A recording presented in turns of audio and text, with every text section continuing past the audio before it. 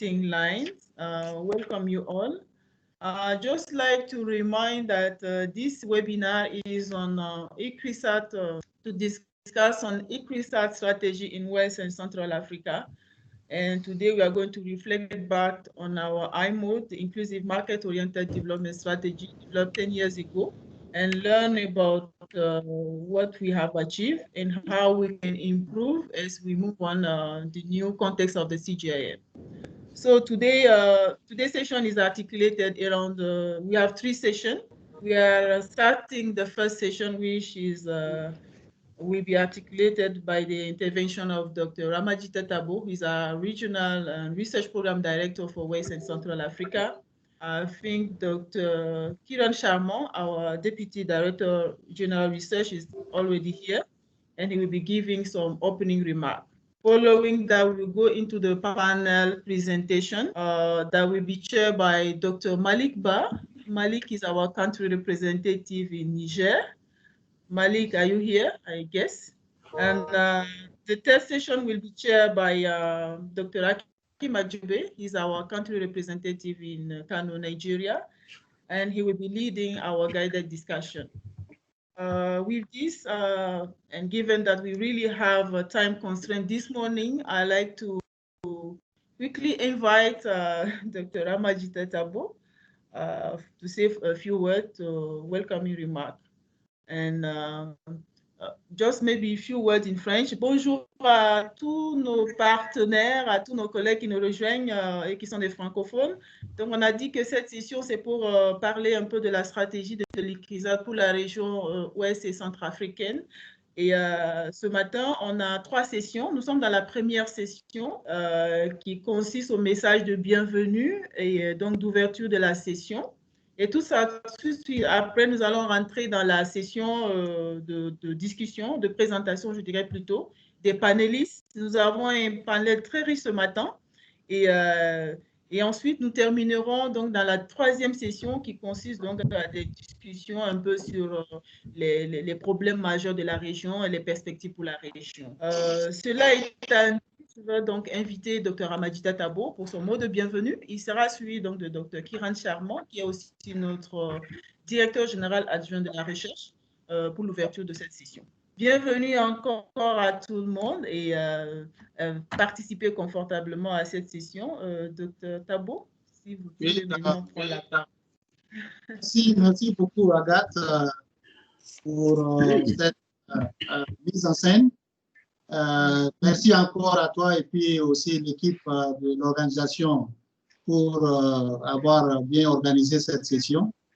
I think I will switch now to English and to say that we are so happy to have all of you with us. Nice faces, people we have not seen for several months because of this COVID-19. We all locked ourselves indoors and not going out visiting each other. So I'm happy to see some faces of good friends here. I would like to also suggest that when you are not talking, you mute your microphone, and that will help us to reduce the background noise in the sessions. So with that, let me go now to the welcoming remarks. So dear colleagues, distinguished guests, dear panelists, partners, and participants, it's a great pleasure and honor to welcome you all to the webinar session entitled Strategic Planning of ICRISAT West and Central Africa Research Program. I appreciate your taking some time off your busy schedule to join us in this online meeting. As stated in your program, the objective of the workshop is to provide all the participants with a forum to discuss, share experiences, and provide advice to guide the formulation of the next strategic plan covering the period 2021 to 2025. The mission of ICRISAT is to reduce poverty, hunger, malnutrition, and environmental degradation in the dryland tropics. ICRISAT current 10-year strategic plan, which ends in 2020, was framed along the inclusive market-oriented development IMOD for smallholder farmers in the tropical drylands. Within this phase, ICRISAT has built an extensive network of partners in the West and Central Africa region and globally as a vehicle for delivery of its mission in international agricultural research for development, stated for breaking the stubborn grip of hunger, poverty, gender inequality, and enhanced resilience to climate variability and change. We hope that our discussion will guide us in planning the strategic research priority themes of inclusive and sustainable growth, regional cooperation and integration, and governance for policies and institutions. The formulation of a new strategy will provide solutions for West and Central Africa region, in particular, and for Sub-Saharan Africa in general, in such a way as to contribute to the UN Sustainable Development Goals by 2030 and transform the lives of vulnerable farmers and consumers in WC. I look forward to productive discussion during the next 2 hours. And once again, thank you very much for joining us in this webinar and for sharing your experiences and views with us. So thank you all. Thank you very much, Dr. Tabo, for these words. And we're going to also invite Dr. Kiran Sharmar. You are our Deputy Director General Research for the opening session of this webinar. Dr. Kiran? Thanks a lot, Agat, and thanks to Ramadjita and his excellent team for organizing, I think, this very timely brainstorming session. My warm welcome to everyone, all our staff in Western Central Africa and all those who have joined, and very importantly, all the partners and our guests who have graciously offered their time to have a discussion with us, and so that we can streamline our research strategy. As Ramadjita mentioned, our current strategic plan is coming to an end, and ICRISAT has been involved with developing a new 5-year plan.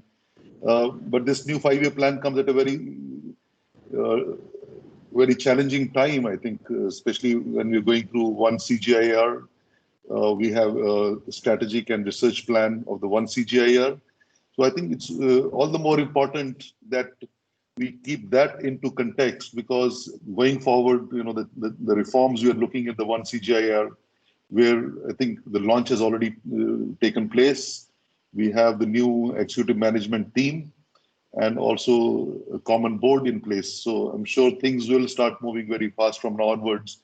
So it's all the more important to consider these changes, the new structure which might emerge eventually, and how well ICRISAT is prepared. I know the core agenda of the CGI research strategy is also around SDG 2 and associated sustainable development goals, which is around end hunger, achieve food security, and improve nutrition and sustainable agriculture. And I think these are already very well embedded in ICRISAT's research we do across our regions, whether it's in Asia or Eastern Southern Africa or Western Central Africa.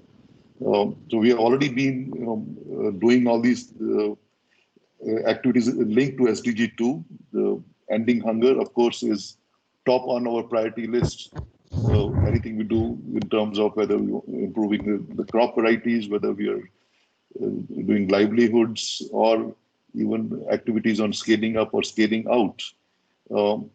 Since I mentioned about scaling out, I think scaling again is going to be a major agenda of the one CGIAR, where I don't think that we're expected to scale out technologies ourselves, but I think that's where the new partnerships will become very important, whether these are regional NARs or whether these are NGOs or other organizations.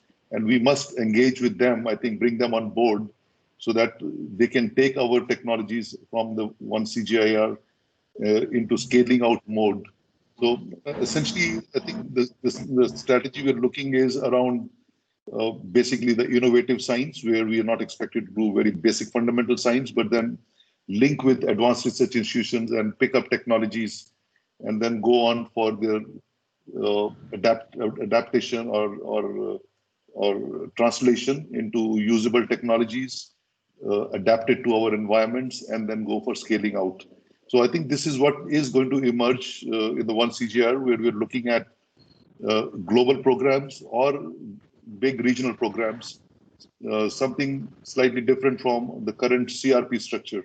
So I think we need to keep this in mind when we are going through our discussions.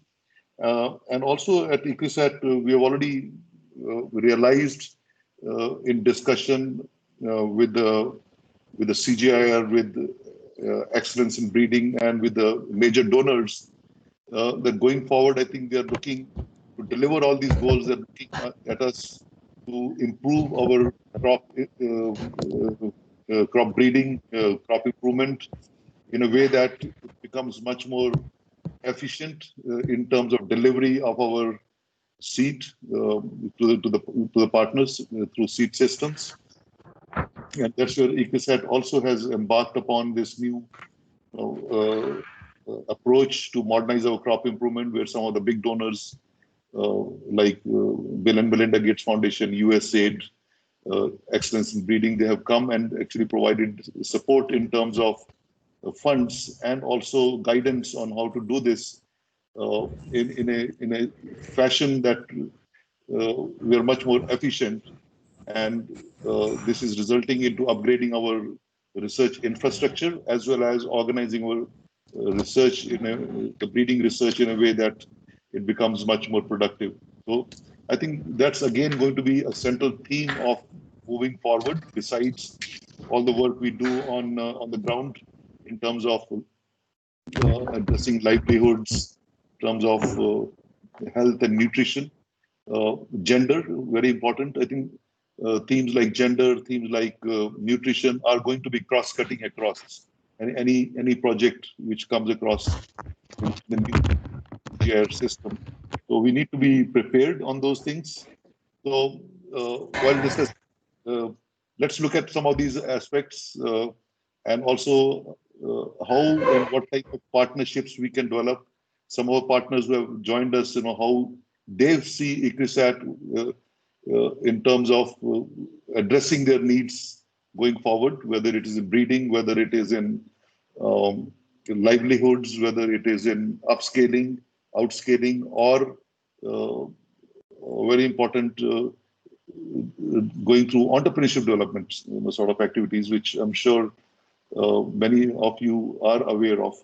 So I will not go into too much detail. I think we just have 2 hours here, so I will stop here with the greetings from our Director General, Dr. Jacqueline Hughes, who has joined us ICRISAT as the new DG since end of April.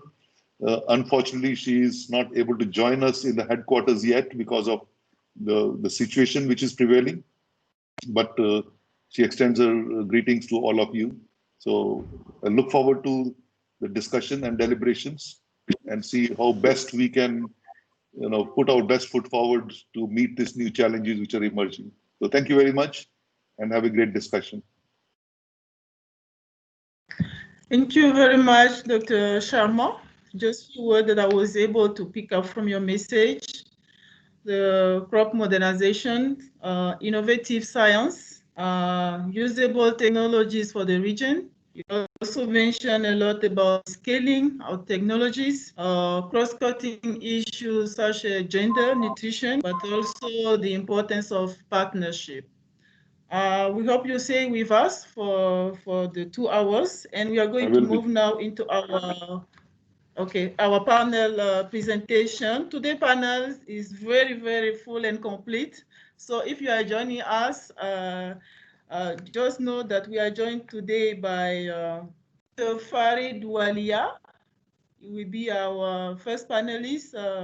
He's an independence expert. He's joining us from France this morning. You have Dr. Peter Nines, independent expert as well, and joining us today from Australia.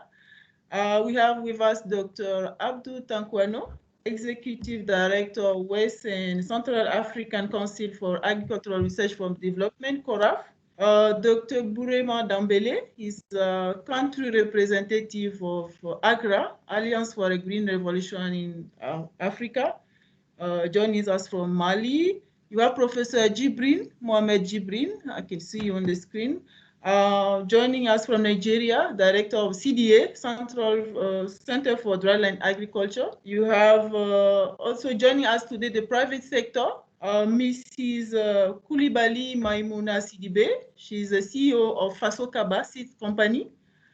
We also have Mrs. Alatudem, Managing Director of Les Céréales de Tatam, a leading processing company in Mali.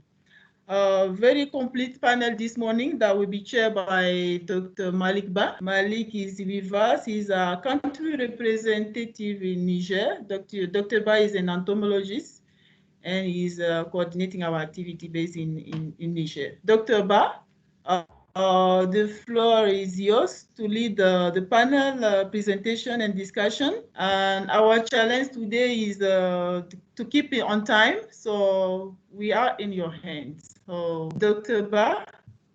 Thank you very much, Agathe, and good morning to all. Good afternoon and good evening to those in Australia and Asia. So to start with the panel discussion, we will call on Dr. Ramadjita Tabo, the Director for West and Central Africa Program of ICRISAT. So he's going to give us a presentation on the vision of ICRISAT for the new strategy.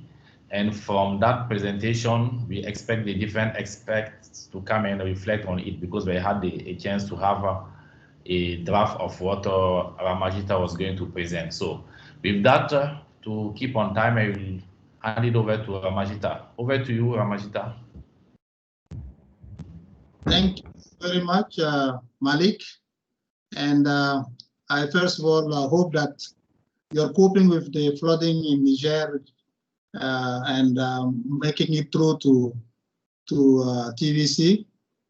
I think we talk of shortage of rain, but what is happening in the Sahel now is really quite worrisome, because Chad, Niger, and Senegal, and some of these countries are underwater, which means that we still have a lot of rain in the skies, but we just have to find a way of channeling that water to the right place and collecting it for use in the dryland system in our Sahel. So I wish you all the best in Niger with all this flooding. So let me upload the presentation, and you bear with me about the technology. Will take only a few seconds, I guess. So it's coming up.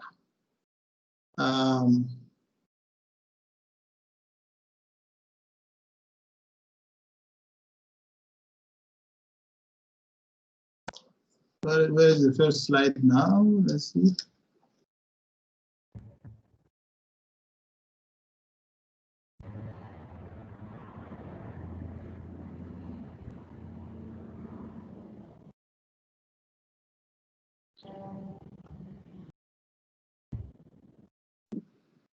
You know, that's what this technology does. When you try it before any meeting, it works okay, and then when the meeting comes, it starts misbehaving. So I hope it's not going to eat on our time. Can you see it? Can you see anything there? I cannot see anything from my end yet. Yeah, I'm able to see it. You're able to see it? Now it's good. It's right there. But it's not the first slide. Yeah, first slide is visible, the context. Yeah. Go ahead then, Ramadjita, please.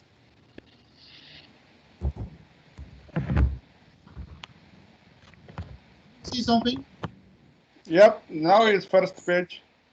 Okay. Yeah, we can see Nigeria. Okay. Thank you very much. So as the chair said, I will just really go briefly through what we have as goals, the vision, and what we have achieved during the past 10 years. What is really important is for the views and comments from our panelists, and also during the discussion, some of the key issues that were identified for discussion. So I'm not going to dwell much on really the presentation on the details, but I think we will have the opportunity to hear more from independent partners who will tell us what we've been doing right and what we have not been doing right, and how we can move forward. So you can see in this slide here that our current strategic plan, the 10-year strategic plan, ends this year, and for the 3 countries in the region, the goals are more or less similar, having keywords like productivity, resilience, and also opportunities for exports and increasing income. So we focus a lot of our work on seeing how we can improve the cereal-based cropping systems, which include sorghum, millet, groundnut, to increase the farmers' income, productivity, and also make the farmer more resilient to the shocks of extreme events that occur during climate change. Niger is the same goal that we've been pursuing, how to help the smallholder agricultural production increase while keeping its resilience to all those shocks. But Nigeria, as we know, has more opportunities to get to the market. So a lot of emphasis is put on also agribusiness, how to meet domestic food security goals, but at the same time also increase exports so as to generate income and support the income of the country.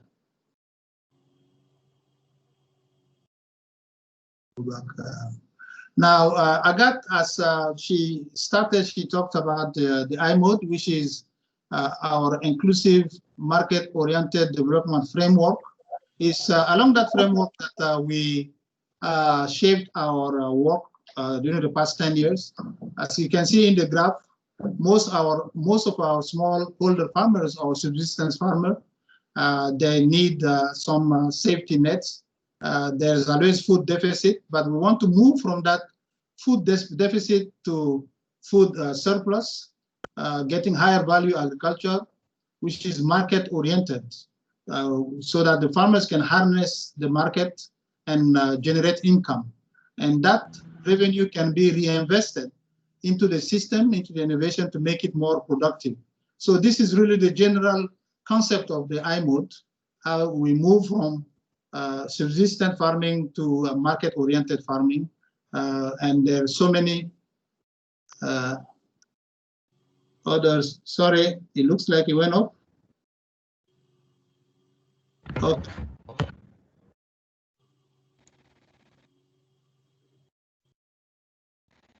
Can you see it? No. No. Can't see anything. Can't see anything in Nigeria.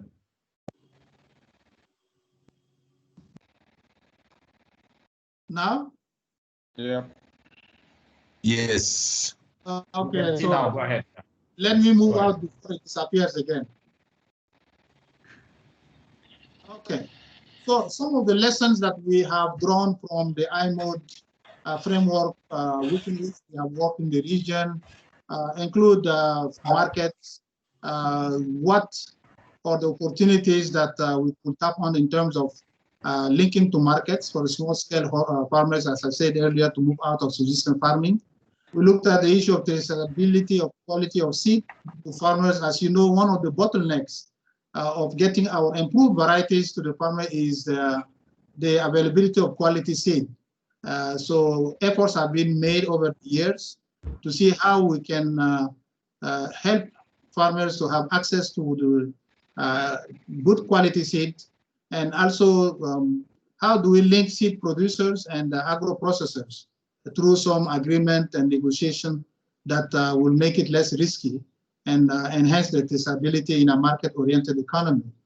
Partnership is key, and our DDG Deputy Director of Research, Kiran Sharmar, mentioned that we as a research institute can develop technologies in partnership with farmers, but with our comparative advantage is not in getting those technologies really to the farmers. So we rely on key partners, and many of whom are with us in this webinar, to ensure that we get the sustainable seed system and also get our technology to the farmers. There are also the outgrower scheme that has been over the years developed to make seed available, foundation seed to farmers.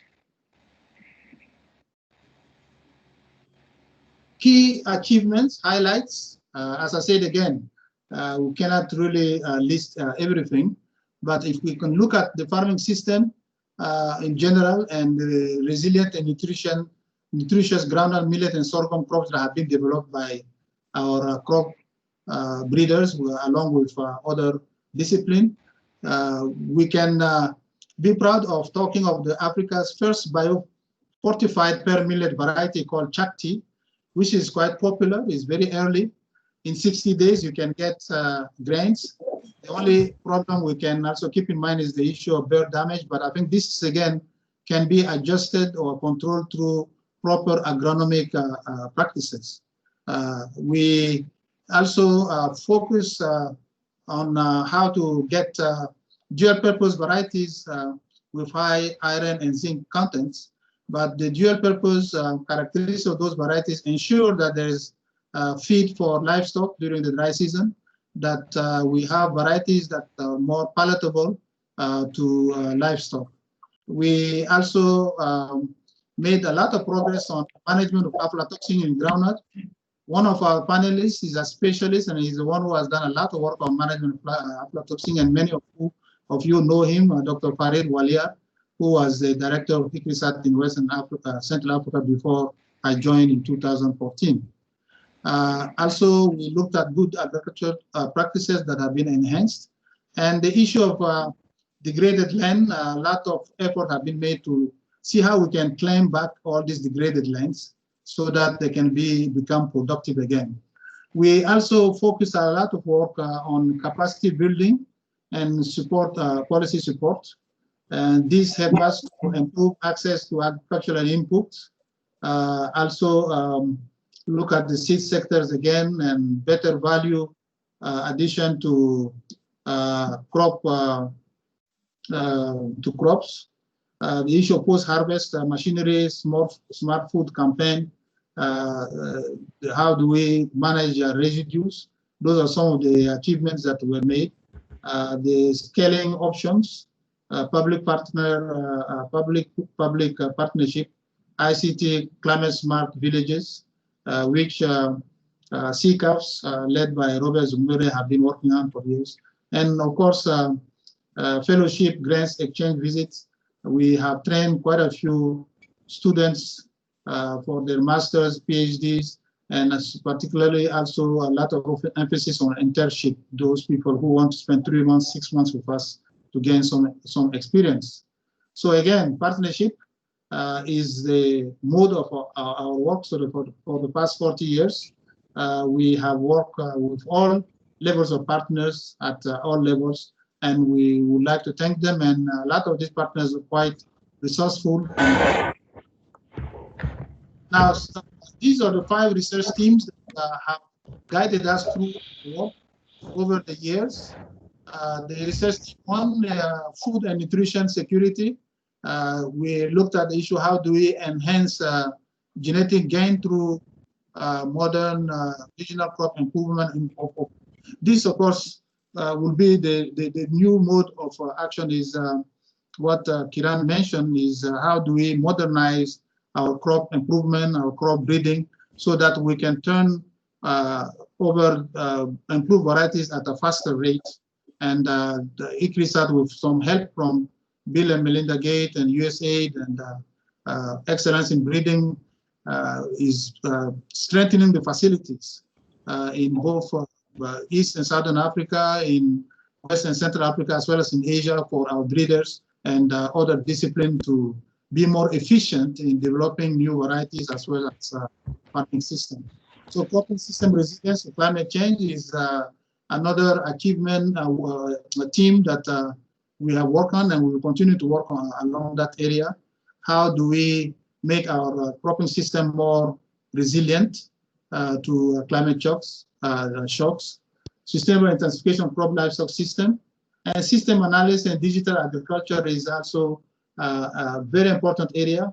How do we characterize our agroecologies using new tools, ICT tools, so that we can increase the adoption rate of our technologies using maps, satellite imagery, so this is the work that CBRI and others are doing with the use of new tools. And of course, the socioeconomic impact, because at the end of the day, what is the impact that we're getting in farmers' field?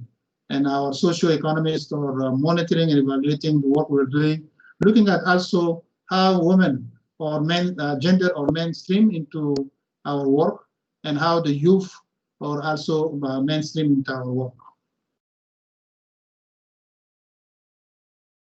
1CG is, as you all know, we are already in the mode of 1CG. It's coming up very fast. The executive management team is already in place. The board is in place.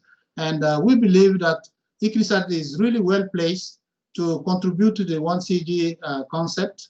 As you can see on the left side, we have common cross-cutting teams that include gender integration, crop improvement, agro, forestry, livestock, excellent breeding, digital agriculture, M&E, and those are the teams that will be also handled by within the 1CG system.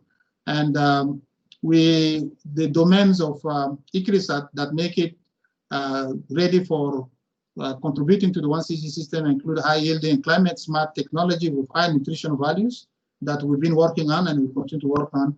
The seed value chain coupled with the agro-processing operations, and also the climate-smart varieties, biocontrol agent, improved land and water management, and crop residue value chain. I will now turn a little bit, say something about our resource mobilization efforts. We've been quite successful in mobilizing resources, but there's still room for improvement. We can see on the left side of the figure that our biggest donor contributor is the Bill and Melinda Gates Foundation with about 45% of our current investment, followed by the USAID from Washington, as well as USAID from the mission. The mission, which the country offices have been really helping us a lot also. The African Development Bank through the TAT, Technology for African Agricultural Technology Transformation, has been also helping through all these compacts.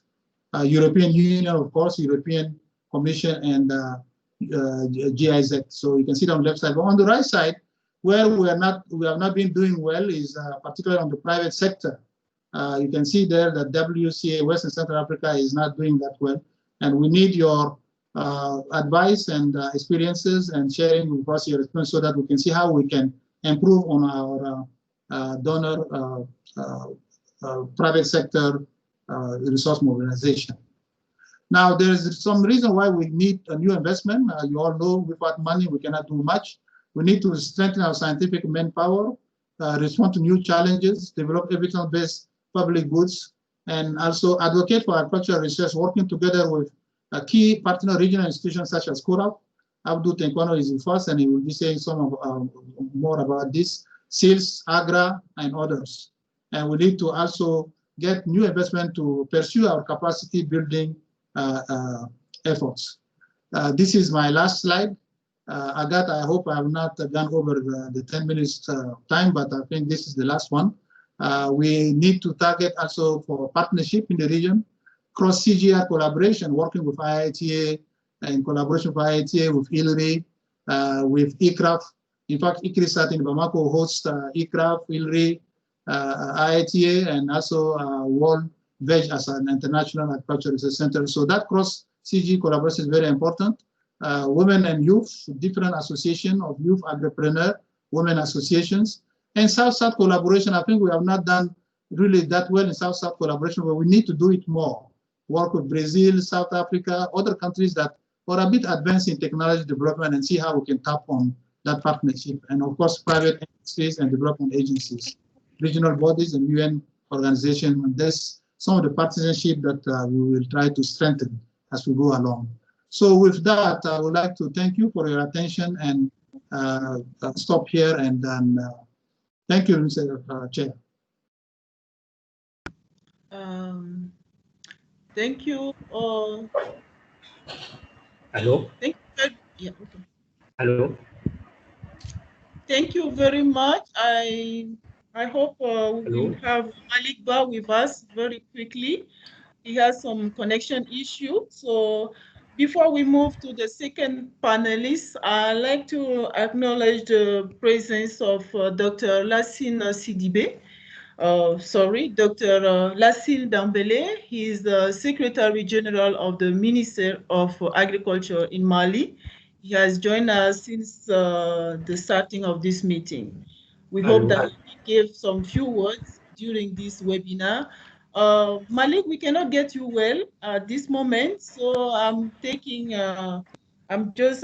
taking your interim and then invite Dr. Peter Nines, our second panelist, for his presentation. Dr. Peter Nines, I think will come after.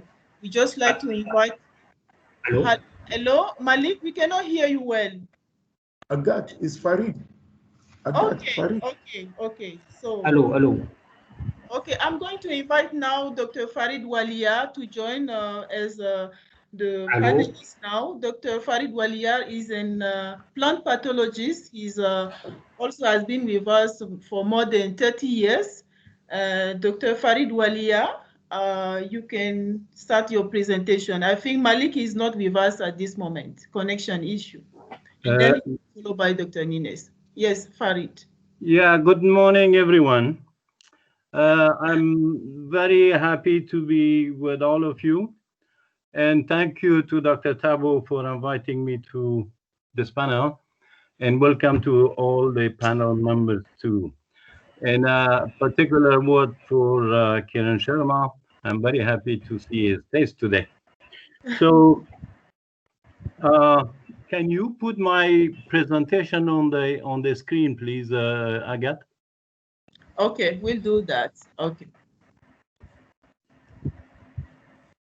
Let me. I titled my presentation research program prioritization, but of course we are going to talk more of the strategic issues in that presentation. You have my presentation on the screen? Yes, we have your presentation. It's coming. Okay. Hello, guys. Sorry for that. Okay.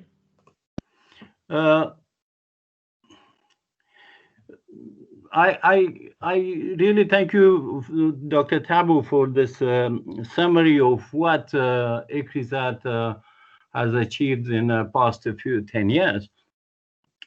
And let me just remember a few points. That we should know that ICRISAT has really a clear mandate. That is in the region. It's very clear for everyone, and there was a lot of good contribution, as just Dr. Tabo mentioned about it. So many of ICRISAT technologies are available. That varies from the variety development, production technologies, agronomy, soil fertility, IPM, seed system, etc. I don't have to go through the details of them. We know that several of them are already with the farmers in many countries. But we do have a problem of adoption of the technology at the higher level or at the large scale adoption that we were really expecting. So that is crucial for us to know. The donor support in the region has been significant. I think we should really, as Dr. Tabo mentioned, we should really be thanking many of the donors we had in the past. But of course, this is due that to high quality of research that our scientists are carrying in the region, and the research results are available. So that is crucial to know. Two, because we do have a lot of good scientists that they can carry out this kind of research. So next slide, please. So what priorities for West Africa? I think one of the first thing, as I was just mentioning, is to do a diagnostic of why the technology are not being reaching high number of farmers and end users. I think this is crucial. Bring the changes in the actual regional mandate to take in account the findings, because it's good to have findings, but if you don't bring it in the regional mandate, then that it may not move the way we would like to. And also reflect the same thing in the ICRISAT future strategy, that the strategy that we are really working now to develop. And get the donor support by providing them with appropriate data. I think it's crucial. We have to communicate our research results to the people that they need to know our findings. Next slides, please. You know, Dr. Tabo was mentioning about flood in Niger. So the context of climate change in the region is really important. But several institutions are already involved in climate change and adaptation in the region, like CCAFs and others, that ICRISAT need to benefit from those findings.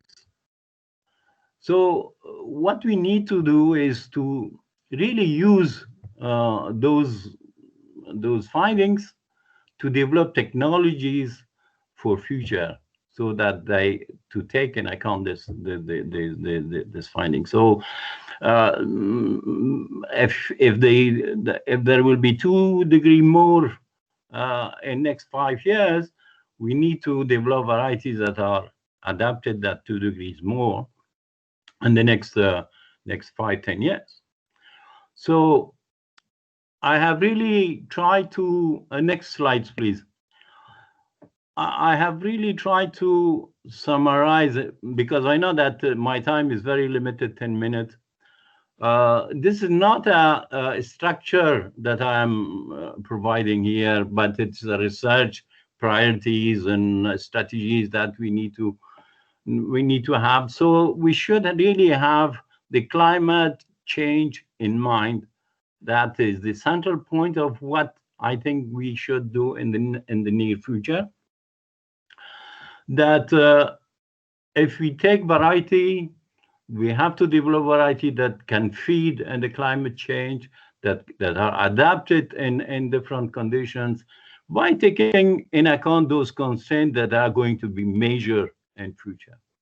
But also natural resource management, technologies that would feed more to the climate change scenarios. I think nutrition has been quite neglected and somehow by many institutions. I think it's a crucial for the future of Africa, for the future of West Africa particularly, that the nutrition issues should be really integrated into the research agenda of ICRISAT. That also in the same context of climate change. And finally, I think gender and youth. Gender has been in the agenda of ICRISAT for last maybe 10 years. But the youth has been missing somehow. And I think we really need to keep the youth involved and communicate our research results and involve the youth in the future of farming in the region. So that would make my suggestion for research in research agenda, without giving the priorities of which crop, which constraint, and so on. I think our scientists, they can do that without any problem. Can I have the next slide, please?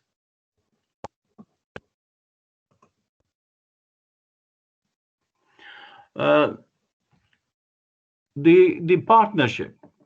I think in the region we do have now much stronger NARS today. And let me just give you one example. I have been in Senegal about 10 months ago, last year in September, I think. And what they have been doing, what they are doing is extremely important for the mandate of ICRISAT, and particularly in groundnut. So I do believe ICRISAT needs to not just to be collaborating, but using the way it seems to be more appropriate. Let them and give them responsibility of some of our research for some of our NARS, that they are capable of doing it. So I think it's not a question of NARS being just the users, but a real partner and stronger partnership with them. There are many young and performant scientists in the region, and Dr. Tabo mentioned many regional organizations are facilitating and contributing to those communities very largely, like CORAF and in other organizations. So that's very important. As Dr. Tabo showed, traditional donors are still very valuable to us.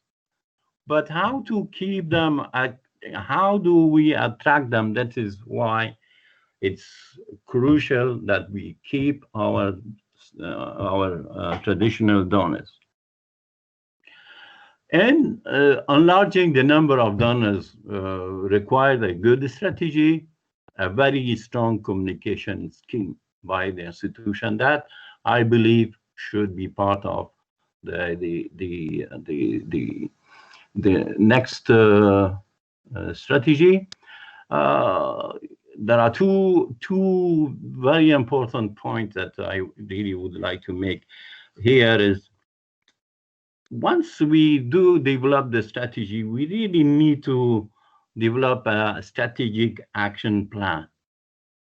I didn't put it in the paper, but the strategic action plan is something very concrete that will show how ICRISAT is progressing, where we are progressing, and where we can go in the next 5 to 10 years. So that is strategic action plan, and probably a very good performance management tool that people are not much using, but I think balanced scorecard is today one tool that can help ICRISAT knowing how are we doing, where we are, and where we should go. So in the future, my suggestions are that ICRISAT should have a strategic action plan and a performance management system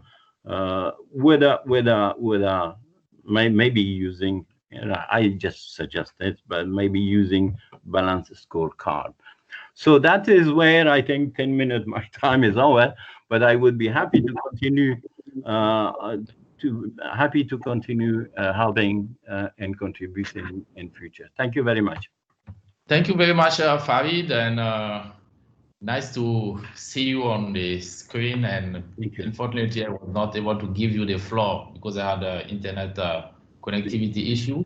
Yeah. I was not able to police my boss because he ate more than 10 minutes that was allotted to him. I'm referring to Ramadjita. So let's move on to the next speaker, which is Peter Ning. So Peter Ning is an independent consultant. He worked for many international centers in the CG arena, and he's currently based in Australia. So he has experience on different topic of agricultural research in different parts of the world, including Africa.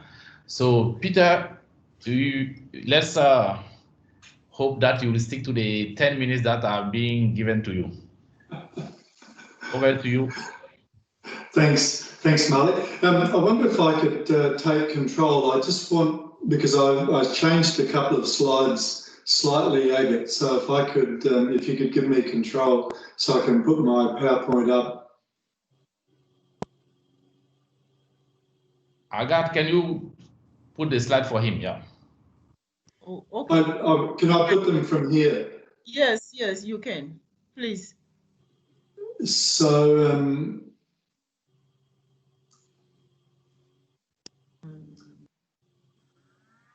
can you see my first slide? No. Not yet. Okay, I need control of the. I need the control from here. I'm trying. I can't request it. So please, Bengali, Agat, please put the slide from your end, and he will just, when he's ready to move to the next slide, he will ask you to move to the next slide. Because we are already behind the schedule, so let's keep to the time. Agat, who is doing that? Okay, good. Okay. Peter. Okay. So, thank you for asking me or inviting me to participate in this discussion. It's been very interesting so far, and it's good to see lots of familiar faces. Can I have the next slide, please? Can I have the next slide, please? Okay. So why are we doing this? Clearly, there are opportunities, and I think that a couple of you have touched on the one CGIAR, which hopefully will be some sort of reform of the CG system. Hopefully, it'll be more of a transformative change than the CRPs, which I think have not really done a lot to transform the CG. Clearly, there are a number of things going on, and in fact, we're living in one of the major challenges right now with the COVID-19 pandemic. But I think it's been useful in the sense that it has really highlighted disruption to supply chains, disruptions to markets, farmers' access to markets, and that kind of thing. Clearly, there's increased competition for resources, and that's going to be felt at a whole bunch of different levels, but particularly as OECD countries start to look at the cost of the various measures that they've put in place to support the economies of their respective countries. I think this is going to put overseas assistance or aid budgets under tremendous pressure, and it'll be interesting to see how that plays out, but it will be a challenge.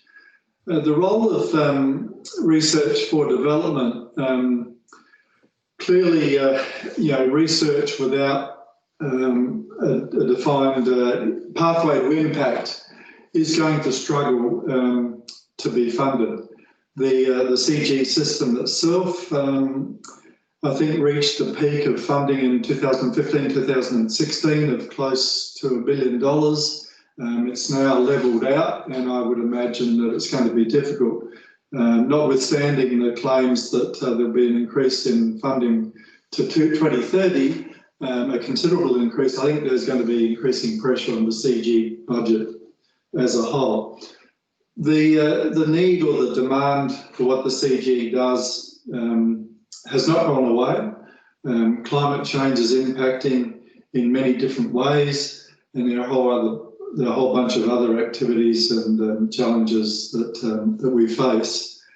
There is increasing supply in terms of research for development, so it's not just about the CG, but there are a bunch of institutions, advanced research institutes, international programs in different universities, and I've recently joined an external advisory panel for Cambridge University for their Global Food Security Centre. It's just another example of the many international programs that are out there dealing with the sorts of challenges and issues that we are dealing with.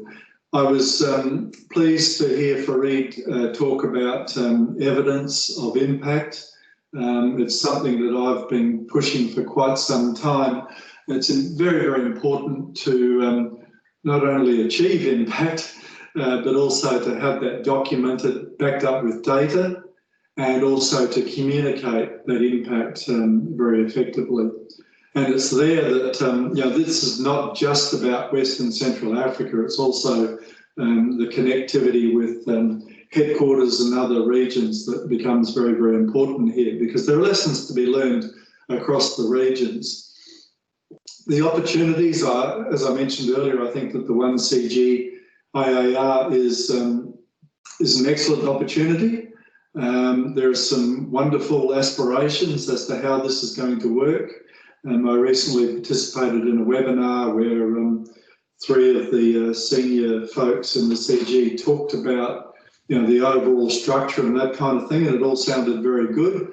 Not a lot of detail on some of the operational issues, and that's where it becomes quite important. So it'll be interesting to see how that plays out. But there is no doubt that there is an opportunity for the CG to be more efficient, to engage more effectively with other partners, and to overall be more effective.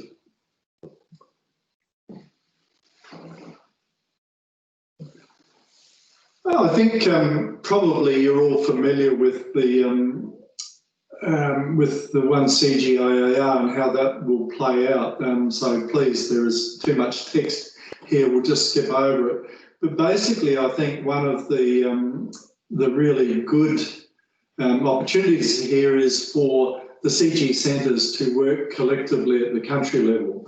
Now, I know in Mali, this actually works quite well. Late last year, we developed proposals for USAID for both Niger and also for Mali, and there a number of centres came together and worked quite well together. So in some countries, it seems to work quite well.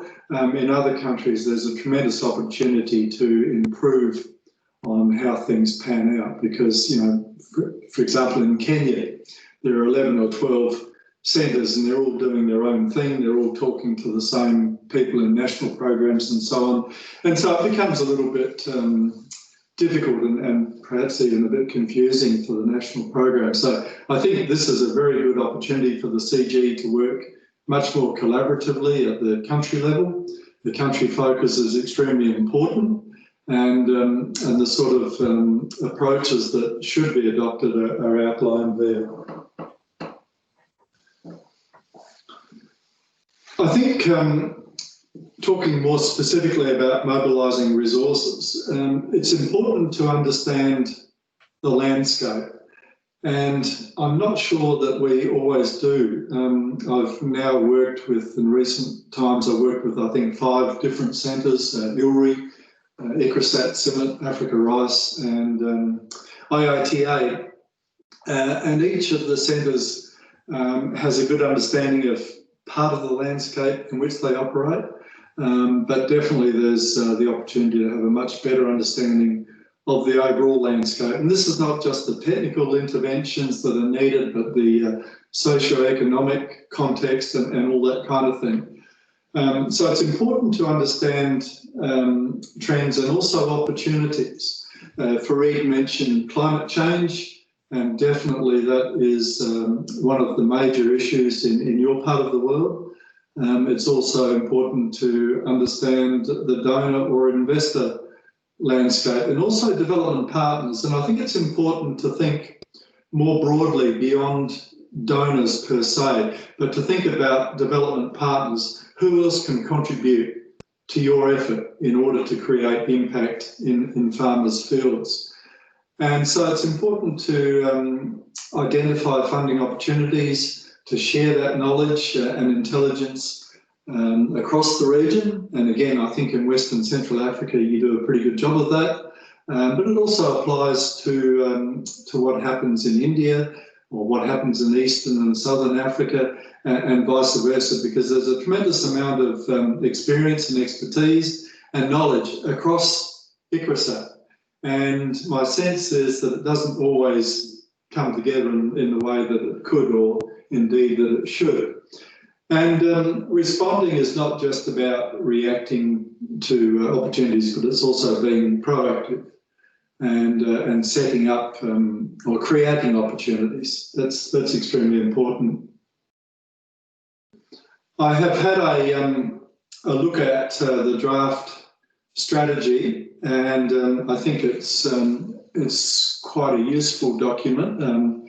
Clearly, there's more work to be done. And please don't take this as a criticism, but my overall sense is that it's a compass that's pointing in several different directions at once. And so I think it's important that you focus really on what you would like to achieve. You put a time frame on that, and you put some targets and quantitative verifiable indicators and so on. The sorts of things that have been mentioned already. So when we talk about strategy, basically we're talking about theory of change. And for me, theory of strategy is doing the right thing. And clearly the work that you do and the work that you've done in the past is all about doing the right thing. But for me, the really important, I mean, you can have the best strategy document in the world, but if it doesn't become operational, or as Fareed said, if you don't have an action plan, then it's pretty much meaningless. And so that's why it's really what comes after the strategy. I mean, the strategy is important to get everybody to buy into the bigger picture or the vision. But the really important thing is to have an action plan or a business plan or work plan or whatever you want to call it, which is about doing things right.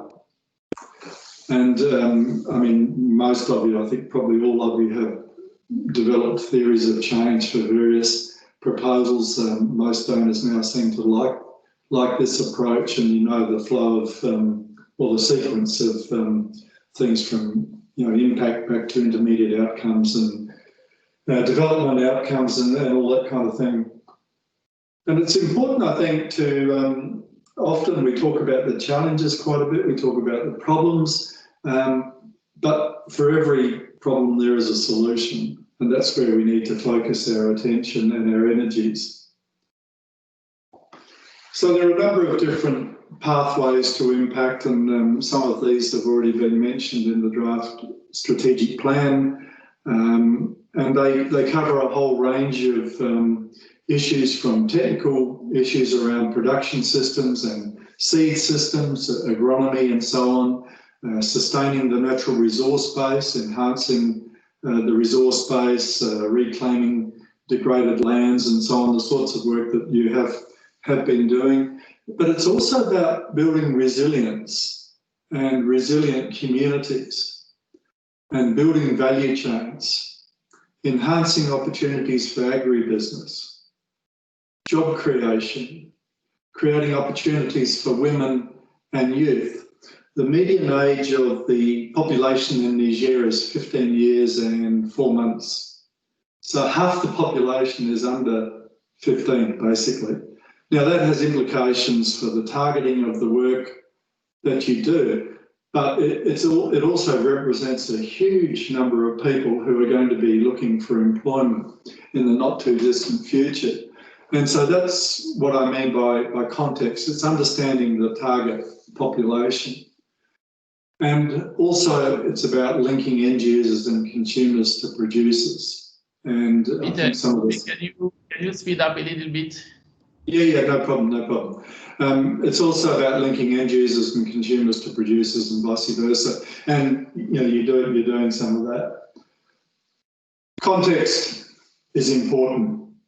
Getting product to market varies from one country to another.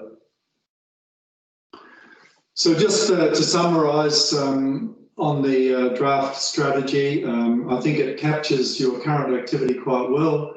I think there are a whole bunch of opportunities to expand and to be a little more broad-reaching, I think, in what you're proposing to do. And I'm sure you'll have these slides, so you'll be able to look at that. I really want to come back to this slide because, to me, partnerships are absolutely crucial. This is the cover, and probably Agat will remember this. This is the cover from the 2012 annual report for Western Central Africa.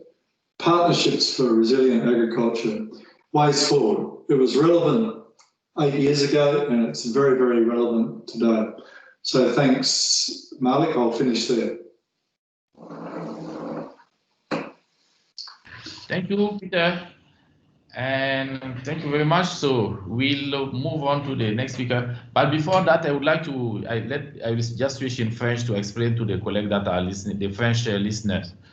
So les collègues qui suivent le séminaire en français, ne vous inquiétez pas, on va faire un résumé des présentations en anglais. Après, après donc cette présentation, il y a une autre présentation qui va être en anglais. Donc on va faire un résumé en français pour vous avant de continuer avec d'autres présentations, dont celles qui viennent seront principalement en français. Donc, vous nous excusez de ne pouvoir donner une traduction simultanée.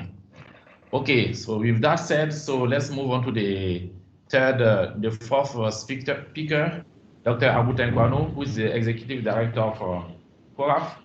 So, Abu Tenkwano was most of us know him very well because he worked for the CG system before moving to AVIA DC and then to CORAF now.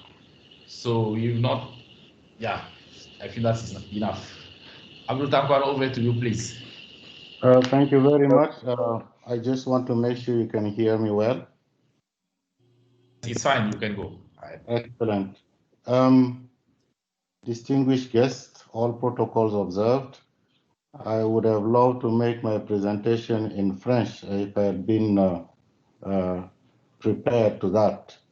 I'm very pleased to meet a large number of people whom I have crossed paths with in the past, and I won't mention all of them, but I do need to recognize is the Permanent Secretary of the Ministry of Agriculture in Mali, Mr. Lassine Dambele. I would like to recognize also Kiran Sharmar, Deputy Director General of ICRISAT in charge of partnerships. And I wouldn't want to go without mentioning Farid, my old friend. We've been together in Samanco.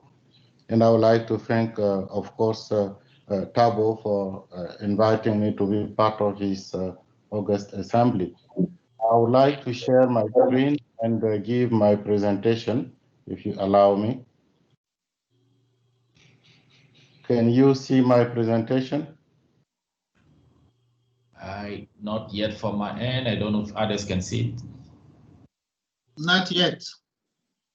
Well, I've shared, but apparently it's not showing. Not yet. We're not seeing in Nigeria. Maybe it went from Burkina to Senegal. If that be the case, maybe you could show it from your side so that we do not waste more time. Just put it from your side, and please make sure that the person who is putting the slide is following closely to move on the slide from one to another one. It's coming, it's coming.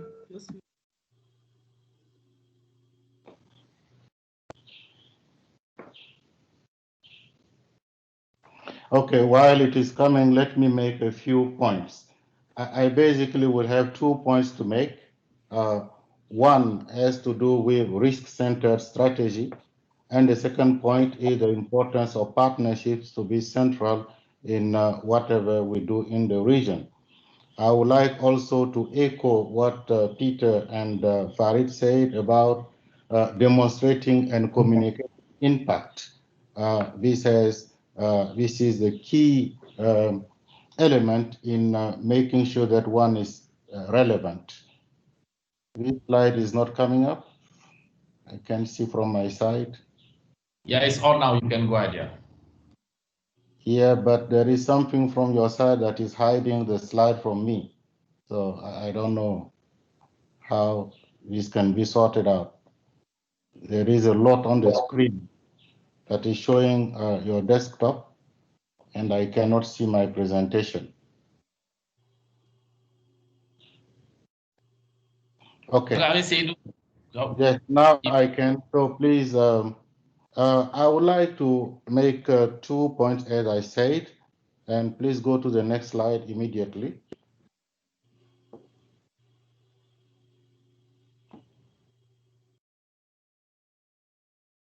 Can I have the next slide?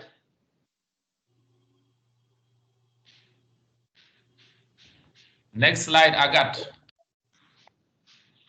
Well, it looks like it's the title of the first slide that is coming up. Anyway, I've said what I'm going to talk about. Please go to the next slide. Okay, nowadays we have an agricultural system that is under pressure. There is nothing that is really new. In the area that we are operating, we have an unprecedented convergence of multiple disruptors, which must inform the way we do business. I mean, the Sahel has become a bit of a hell because of armed conflict that is adding to climate change. We have demographic shifts and urbanization that are leading changes in diets, that is known. Environmental degradation has been there for a long time. We do have a few options to try to reverse that. And more recently, we have the global health crisis that has come. Crisis from this time has that connotation that we've seen that from plants to animals to humans, we are having less and less boundaries, and these have a lot of effect that we need to take into account as we do business. Next slide, please.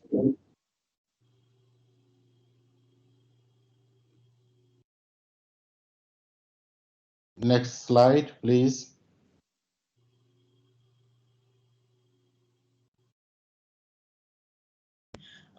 Dr. Tankwano, okay. I think we have some connection issues, so it's a bit delayed. Okay. Sorry for that. It's all right. As long as you do not cut me because of connection delays. So what I am pleased to see in your report, in your strategy, is that you've taken into account the fact that we have those convergence of risks, those convergence of disruptors.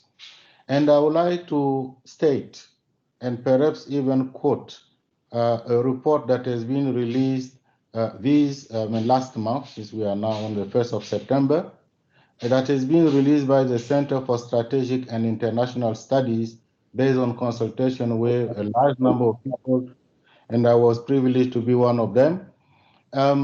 They say we need to put risk management at the center of agricultural research, production, and markets development program. I think we need to do that. These days of doing things for the long term without looking at the immediacy of issues is something that we cannot afford to do anymore. Therefore, our research should lead to innovation that expand access to saving and credit facilities that are critical to the ability of smallholder farmers and small and medium enterprises to recover from shocks and sustain production system. That is a major shift that we need to build in whatever we do. However, as we do that, we need to balance immediacy with resilience. We need to respond to the immediate needs without compromising preparedness for future shocks. Sometimes we spend also too much time focusing, and that is what our governments do. They want the solution now, but they forget that the solution of today were provided by research that was carried out yesterday. So as we focus on solving problems of today, we need to prepare for the problems of tomorrow. That is something that we need to coherently put in our discourse. Next slide, please.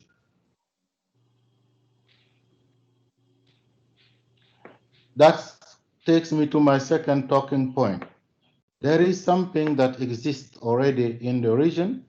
I am, as you said, a product of the CG system, and I've always been a believer that if the CG and other international centers do well, they would essentially gradually move towards some other areas of action and support the development of the NARS capacity to do what they are much better positioned to do, since they have a strategy of proximity. And in the region, thanks to ECOWAS, thanks to the World Bank, thanks to the governments in the countries, we have developed a system of having a regional discovery to delivery infrastructure in place, where the countries have decided that they wouldn't be doing everything everywhere, but they will entrust each other with the ability to lead for a particular commodity that is a priority commodity for the region as a whole. And I can see that ICRISAT can support very strongly the center that is in Senegal on dry cereals and associated legumes. And likewise, other centers of the CG can support other countries that have taken the regional lead on other commodities. I will not go into too much detail here, but this is really an opportunity for the CGR as a whole to demonstrate its legitimacy and its built legacy and sustainability, because those countries that have decided to go that way have also mobilized huge amounts of funds to do that, which the CG and ICRISAT can benefit from. Next slide.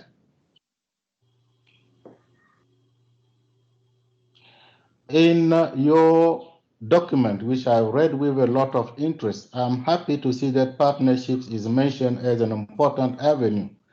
However, when I went to searching for keywords, I saw that NARS was mentioned only 3 times. CORAF was mentioned only once. ECOWAS only once. AGRA, 0.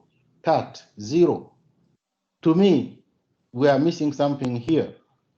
When you say that the vehicle for delivery on this mission will be partnership-based, I believe that that's indeed the right thing to do. And when I've looked at the friendly criticism to make to that graph, it's the size of what we do outside the priorities of government. It's the size of what we do outside the priorities of resource partners. I wonder what it is that ICRISAT would be doing in a region if it is not aligned to the priorities of the government or the region or the resource partners. Therefore, next please.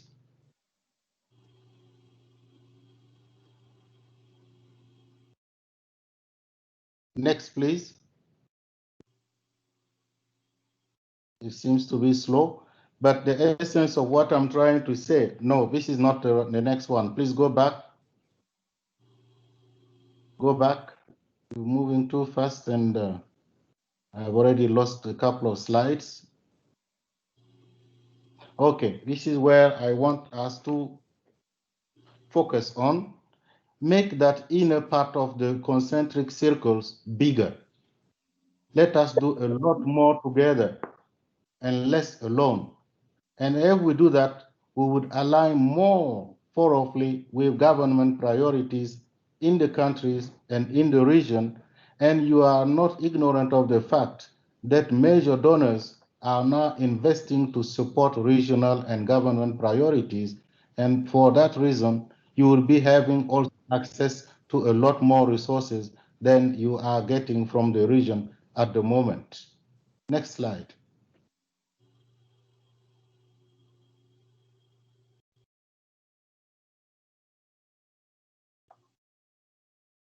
It seems the next slide is not coming. Okay. And I would like to suggest a model that will make us be able to build back better together. This model was developed to bring the tax and CORAF's work under ECOWAS in closer alignment. And I believe this model would allow the CG centers to be able to access and support resources, support the national agricultural investment plans and the regional agricultural investment plans as well. And as a result of that, access more of the resources. There is a model that has been worked out and it only awaits implementation. And I believe this model will come to fruition as we develop that new huge program that is funded by the World Bank and that is called the Food Security and Resilience Program, which you probably know will be bringing in the course of the next 10 years close to, if not more than $1 billion. So next slide, and I will be concluding. What I'm trying to say here is that the CGR as a powerhouse of science, and ICRISAT being part of it, can only benefit from taking the powerhouse of delivery that CORAF has been privileged to put in place under the leadership of ECOWAS and the countries. Let us go for creative solutions together. Let us do more together and less alone. That's the message I would like to leave with you. And thank you for the opportunity to make that contribution to the development of your strategy. And if I drop out because of connection problem, please forgive me. Thank you very much for your kind attention. Thank you very much, Dr. Tenkwano, for this insightful presentation. So I have, if you guys allow, I'll just wrap up those three presentations quickly in few words in French for the francophone speakers. So, donc, en résumé, la présentation des trois premiers speakers, ils ont donc, comme j'ai eu à le dire au début, on leur a donné un draft de la stratégie que ICRISAT voudrait implémenter en Afrique de l'Ouest et du Centre. Et donc, c'est sur ça ils ont raisonné, ils ont fait des suggestions. Donc, ce que je peux dire en résumé pour les trois, c'est beaucoup de suggestions pour tenir compte du fait que les partenaires nationaux sont de plus en plus forts, ce qu'on appelle communément les NAS, ils sont de plus en plus forts, donc il faut aussi en tenir compte suffisamment, renforcer encore ce partenariat avec les différents NAS. L'autre chose qui a été dite aussi, c'est le fait que les centres du système CG sont en train de s'unir dans ce qu'on appelle un CG et le One CG, c'est une opportunité, mais aussi il faut en tenir compte, une opportunité, il ne faut pas que les centres perdent leur identité, donc il faut que les centres collaborent davantage. Et l'autre chose aussi pour ce qui concerne le contexte de l'Afrique de l'Ouest, et c'est la situation du risque, il y a toujours des risques dans la région, donc il faut prendre les risques en compte sérieusement dans toute la stratégie. Les risques liés à l'agriculture, les risques liés à l'agriculture qui sont liés soit au changement climatique, soit aux guerres, aux migrations. Tous ces aspects sont des choses très importantes qu'il faut prendre en compte dans la stratégie qui est en train d'être mise en place. Et aussi, l'autre chose aussi, c'est les technologies qui ont été générées depuis très longtemps. Pourquoi certaines ne sont pas adaptées, pourquoi elles sont faiblement adaptées. Donc, il faut faire ce diagnostic aussi pour pouvoir en tenir compte dans la mise en place de nouvelles stratégies et aussi voir comment on peut résoudre ce problème de technologies qui ne sont pas adoptées par les paysans ou les utilisateurs. Donc, avec ça, on va passer à la prochaine présentation. So then the next speaker is Dr. Bourema Dambele. And Dr. Bourema Dambele is going to present in French. That's what I have been told. So Dr. Bourema Dambele is the country manager of AGRA. He's based in Mali. He has more than 35 years experience in research, being the former Director General of IEA of Mali, the NAS of Mali. So he has been partnering with ICRISAT for many years in the past, and so we are glad to welcome him now to present. Dr. Dambele, over to you. À vous la présentation. Ok, merci. Je ne sais pas si vous voyez ma présentation. Je ne suis pas sûr que vous me voyez à cause d'un problème de configuration. Je voudrais...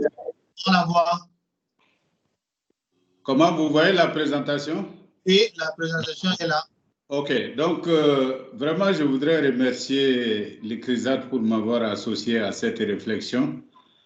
Et comme l'a dit Abdou Tankwano, que je salue au passage, je rencontre ici beaucoup d'anciens compagnons avec qui nous avons cheminé durant ces 40 dernières années aux côtés de l'ICRISAT en tant que d'abord acteur des NARS et ensuite de l'autre côté récemment avec AGRA.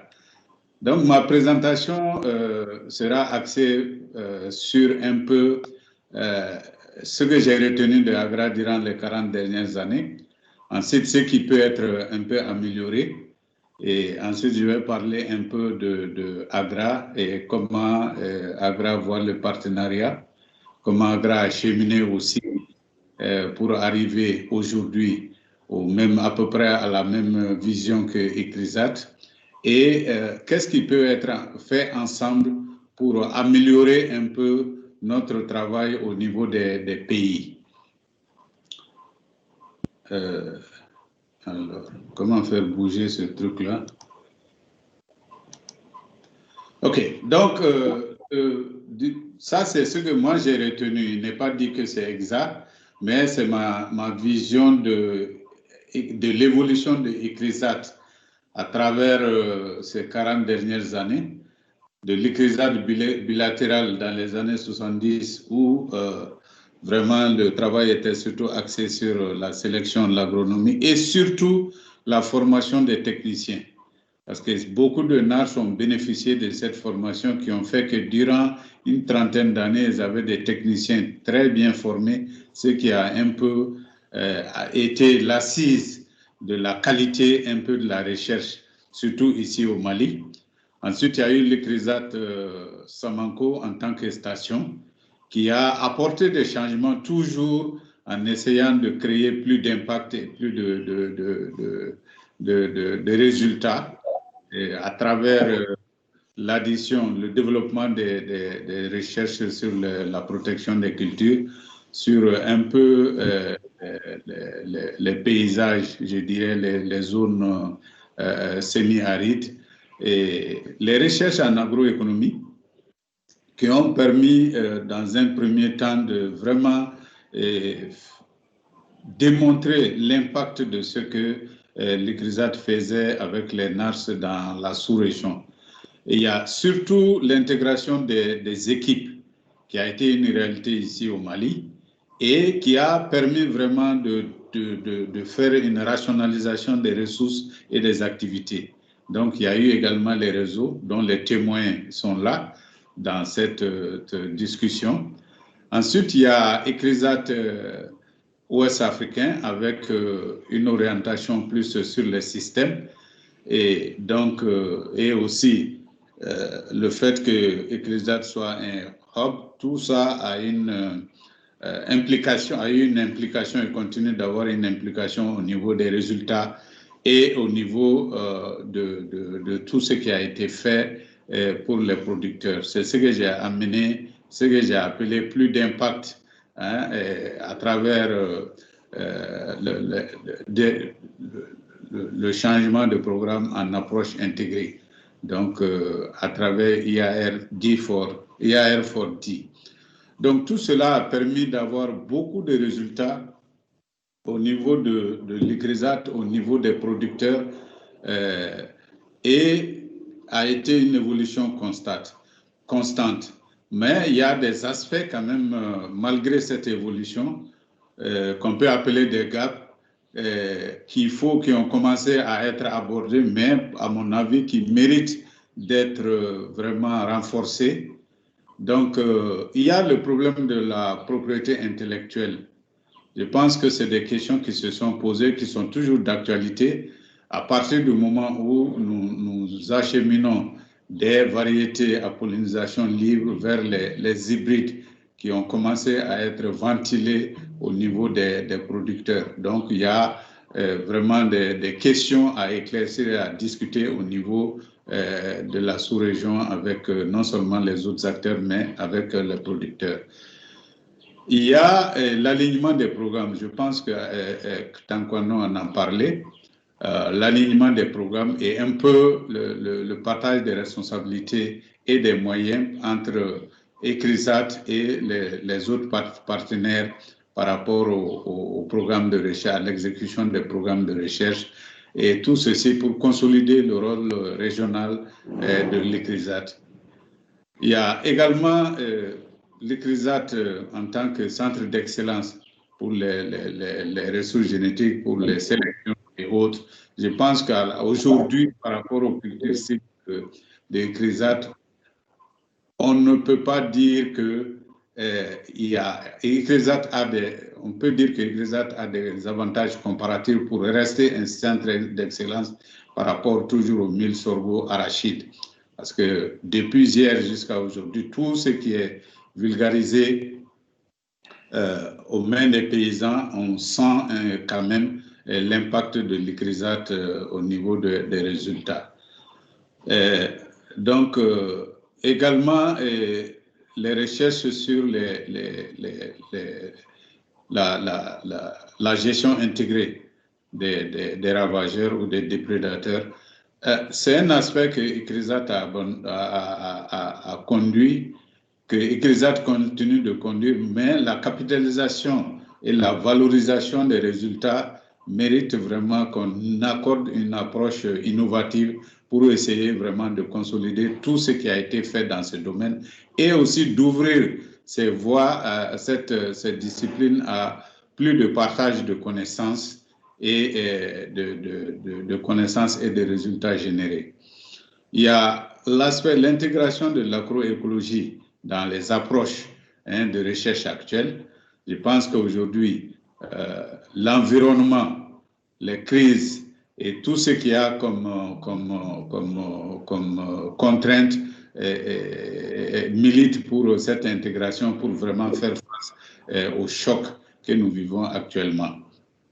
Il y a les recherches en socio-économie et en politique que l'ICRISAT doit mener dans la sous-région et renforcer les capacités des NAS, en tout cas dans ces domaines.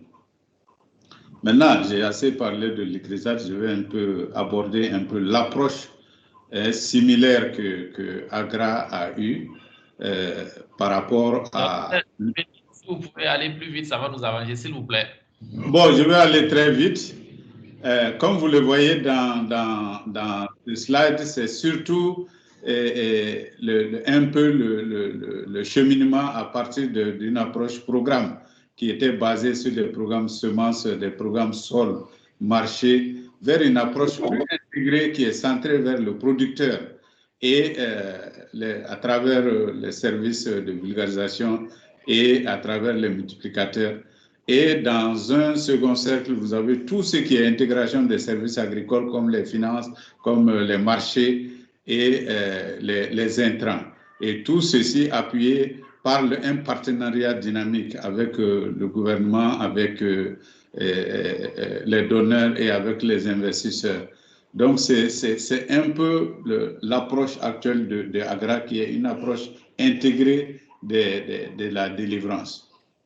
Et parmi ce partenariat, cette slide montre un peu les différents partenaires, les compagnies semencières, l'agro-industrie, les institutions financières et les institutions de recherche internationales et également les compagnies internationales de semences et les partenaires au développement. Donc tout cela aussi avec un partenariat au niveau interne avec les différents ministères. Par rapport à l'implication ou disons à la matérialisation de ce partenariat au niveau du Mali, nous avons les investissements actuels de AGRA au Mali à travers 3 consortiums d'acteurs qui ont été mis en place dans les régions de Koulikoro, Sikasso et Ségou et aussi à travers l'appui au gouvernement. Ceci permet un peu de faire le lien entre le national et le régional et aussi de créer des conditions pour, disons, une mise à l'échelle. Parce qu'à travers ce système, on peut atteindre des milliers de producteurs à travers les nouvelles méthodes, les approches de vulgarisation qui ont été développées par AGRA et à travers lesquelles nous avons commencé un début de collaboration avec ICRISAT. Maintenant, quelques pistes de réflexion pour vraiment essayer d'améliorer tout cela au niveau du pays et au niveau des communautés. Donc, pour cela, il y a la base qui constitue le renforcement des capacités des chercheurs. Bon, il y a les chercheurs, il y a tous ceux qui sont en partenariat autour des chercheurs qu'il faut renforcer. Le système de fourniture de semences de pré-base et de base est un système clé si on veut avoir une certaine visibilité de ICRISAT et des partenaires au niveau vraiment du terrain. Également, les plateformes de gestion des connaissances, parce qu'il y a eu beaucoup de connaissances qui ont été générées et qui, à mon avis, sont insuffisamment exploitées, qui pourraient être vraiment exploitées aujourd'hui à travers tous les canaux qui existent et permettra de capitaliser les résultats depuis les années passées jusqu'à maintenant. Il y a donc les plateformes, il y a vraiment l'orientation vers les recherches sur la durabilité pour faire face aux chocs. Je pense qu'il faut vraiment renforcer ces aspects et aussi renforcer les activités du genre, des activités spécifiques orientées vers le genre, les femmes et les jeunes, notamment l'entrepreneuriat, et tout ce qui peut favoriser l'entrepreneuriat des jeunes et des femmes. Au niveau des partenaires, il y a vraiment, on doit tirer parti de la présence des partenaires au niveau du pays, que ce soit les partenaires internationaux, comme CORAF, AGRA, comme d'autres, et aussi au niveau du secteur privé, pour vraiment amplifier un peu tout ce qu'on est en train de faire. Donc, la co-création de projets peut aussi permettre de mobiliser beaucoup de fonds et aussi de bonifier tout ce qu'on est en train de faire comme recherche. Donc, je voudrais m'arrêter là. Donc, merci beaucoup. Merci beaucoup, Dr. Dambélé, pour cette présentation qui montre le travail qu'AGRA fait dans la région et aussi montre des pistes de collaboration possibles entre AGRA et ICRISAT. So thank you to Dr. Dambélé. So I will, in my wrap-up, at the end of this session, I will try to get a short English version for the English speakers. So now we call on Professor Jibrin Mohamed Jibrin from the Center for Dryland Agriculture in Kano, Nigeria. Is a professor online? Yes, I am. Thank you, Malik. Okay, thank you very much for joining us and for your time. So let me first explain to the audience who you are. So Professor Jibrin Mohamed Jibrin is the director of the Center for Dryland Agriculture since 2012. So he's based in Kano in Nigeria. So he's if I'm not wrong, a soil scientist by training. And CDA is one of the major partners of ICRISAT in Nigeria and in WCA. So with that, please go ahead with your presentation. We are looking forward to your presentation in 10 minutes. Thank you very much. Go ahead. Thank you, Malik. Good afternoon, everybody. I hope you can all see my slide. Go ahead. You can see it. Okay. So I will focus more on, sorry, it's moving a bit very slow. I'm going to focus my presentation on the need for greater partnership for impact. I'm trying to get the slide to move.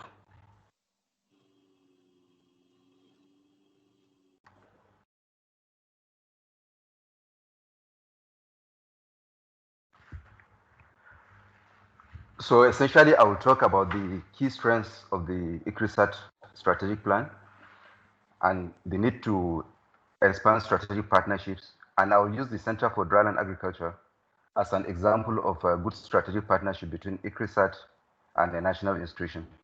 Then I'll look at some emerging possibilities for knowledge generation and making impact. So some of the key strengths of the ICRISAT strategic plan is the recognition that most of the countries are at different levels in agricultural development. So the development of regional and country-specific strategies, I think, is one of the key strengths of the strategic plan of ICRISAT. Other strengths include the alignment with the Sustainable Development Goals, especially Goal 1, which is reducing poverty, zero hunger, that's Goal 2, gender equality, climate action, life on land, and partnership for goals. So aligning the strategy with the SDGs will present opportunities for partnership with several national and international institutions. This, I think, is a key strength of the strategy. The market-oriented development approach is another very important strategy that has worked, in my opinion. And I think at the heart of the activities of ICRISAT and other institutions in the region, making the market work for the poor should be at the center. Then, of course, the emphasis on looking at the whole system rather than taking a specific crop is another important strategy that has worked for ICRISAT. Partnership with the National Agricultural Research Centers in the countries ICRISAT is operating has been quite good, in my opinion. However, I think the strategy should go beyond just partnership in scaling up to go into partnership in knowledge generation more. The new realities presented by the current COVID pandemic presents a huge challenge for international institutions, especially because of the restrictions in travels, international travels, and so on, which means it is very, very important to identify the right partners within the region. The 1CG policy will certainly unlock additional resources to the CG institutions, but that will not be enough to make huge impact, especially in our region where resources are limited. We need to have stronger partnerships and leverage on the resources available in the NAS. And this can be done by identifying and engaging partners that have similar vision and mission with the ICRISAT, and also focusing on development of technologies and knowledge together rather than focusing on just scaling up. I'm having problem moving this slide, so my discussion will be at different speed with the way. Okay. So, giving example between the relationship between ICRISAT and CDA, first of all, we share similar vision. The CDA vision is resilient and prosperous African drylands, which is similar to ICRISAT's vision of a prosperous, food secure, and resilient dryland tropics. The mission statements are similar. So it is no surprise that we have very similar interests, which aligns well with the activities we do together. A little bit about the Center for Dryland Agriculture. It was established in 2012 through a funding support from MacArthur Foundation. And while we were trying to establish the center, we sought the advice of ICRISAT. In fact, I remember in 2011, we visited ICRISAT Niger and met Mr. Farid. He gave us good advice on how to set up the center and how to succeed. And based on that advice, I think we were able to make a lot of impact within a short time. Just 2 years after establishment, we became a World Bank Africa Center of Excellence in dryland agriculture with student body from across the region.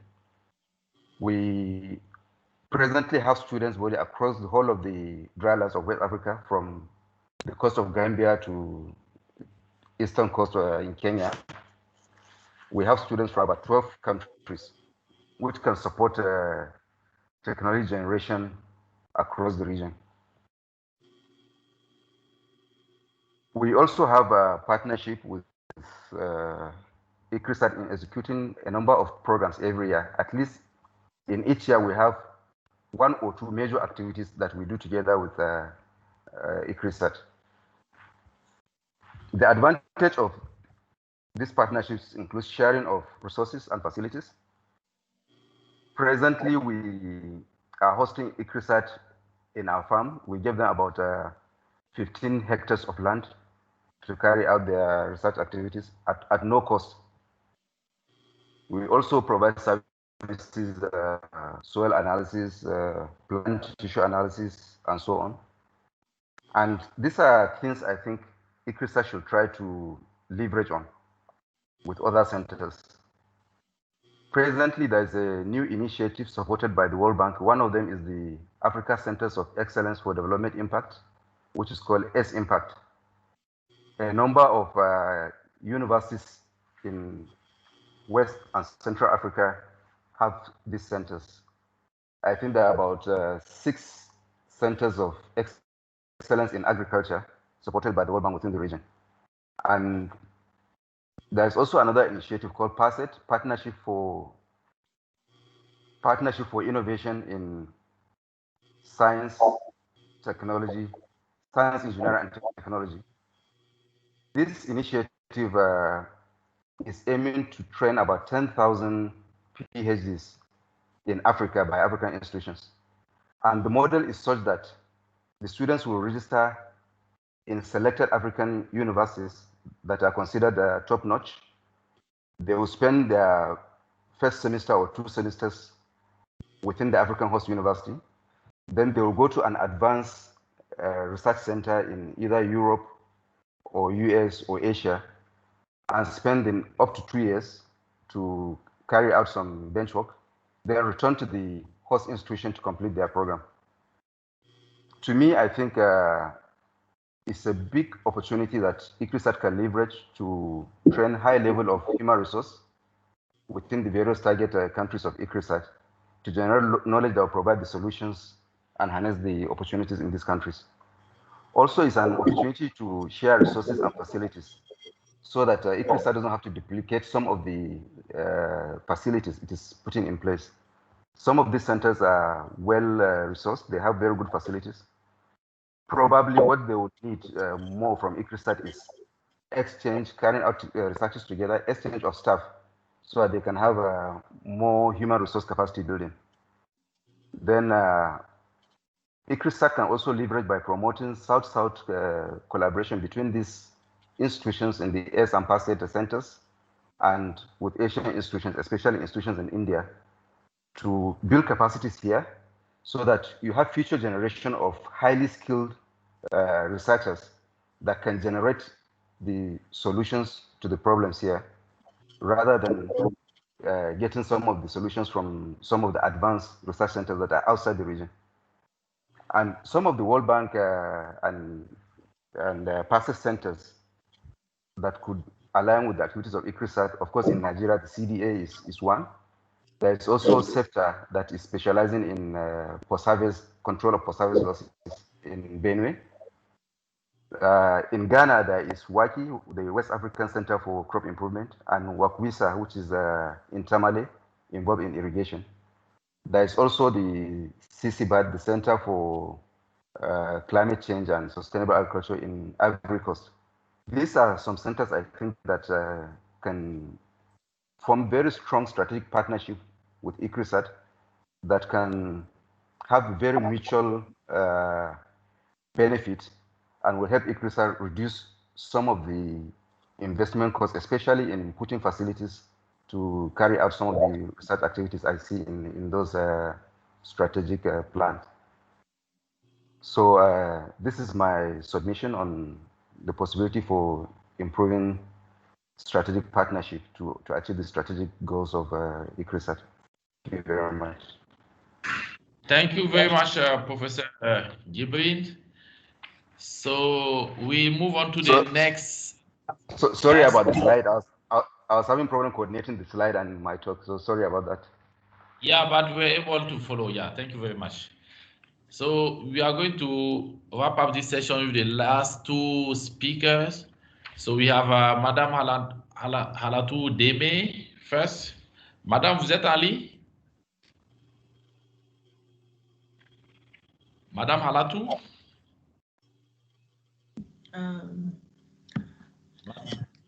Madame Deme, vous êtes en ligne? Non. Et Madame Koulibaly? Oui, Halatou est en ligne. Halatou est là. Bonjour, Okay, moi je suis présente. Vous êtes prête pour votre présentation? Oui. Okay, so let me introduce Mrs. Halatou. She's the managing director of Les Cereal. It's an agro-business company based in Mali. So they are doing agro-processing of many agricultural products, including ICRISAT mandate crops. So she's one of the collaborators of ICRISAT in WCA. So, Madame, à vous la parole. Ok, je vous remercie. Give you a summary later on. Merci beaucoup pour l'invitation. Merci à ICRISAT, qui est l'un de nos partenaires, qui nous invite beaucoup à participer à divers forums, à diverses formations. On les remercie vraiment d'associer le secteur privé qui en fait bénéficie des recherches que ICRISAT fait. Donc, les céréales de Tatam est une entreprise familiale, une entreprise basée à Bamako, au Mali. On a été créé en 1992 par Madame Dem Aïssata Tabo, qui est ma mère, qui l'a créé pour aider les femmes maliennes à accéder aux céréales transformées. Donc, c'est une PME qui évolue surtout dans la transformation des céréales comme le mil, le sorgho, le fonio, l'arachide.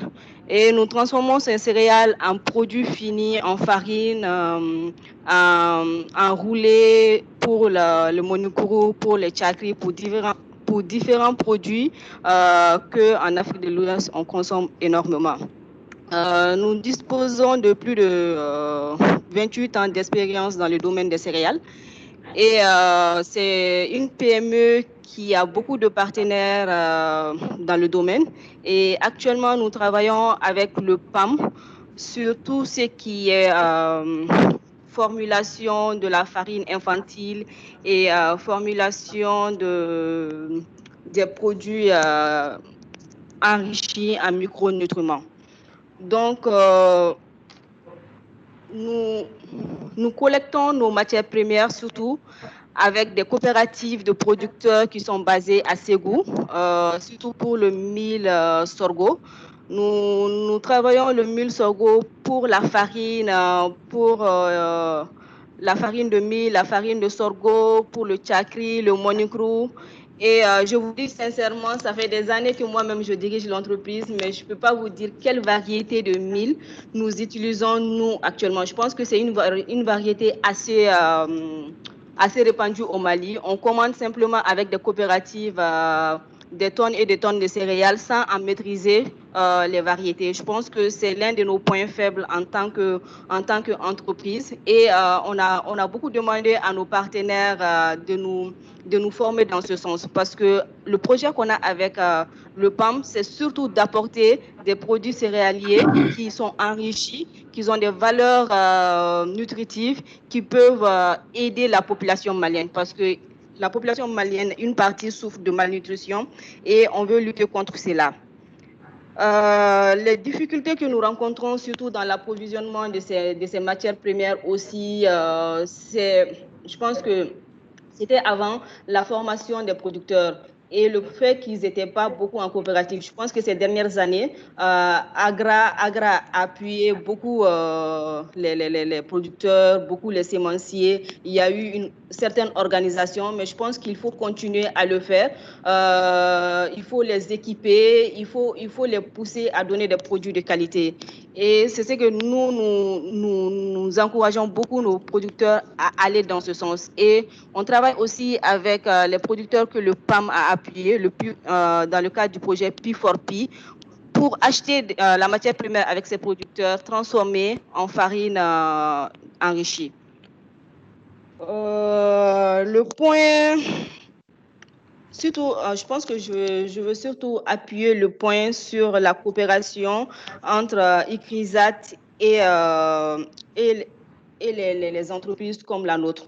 C'est surtout la recherche et développement. Il y a quelques mois, j'avais même demandé à ICRISAT de m'appuyer dans la conception d'un nouveau produit qui me tient beaucoup à cœur, qui est fait, je pense, beaucoup plus en Inde qu'en Afrique de l'Ouest, mais à base de mil. Donc, je pense qu'on a du mil, on a beaucoup de mil, beaucoup de sorgho.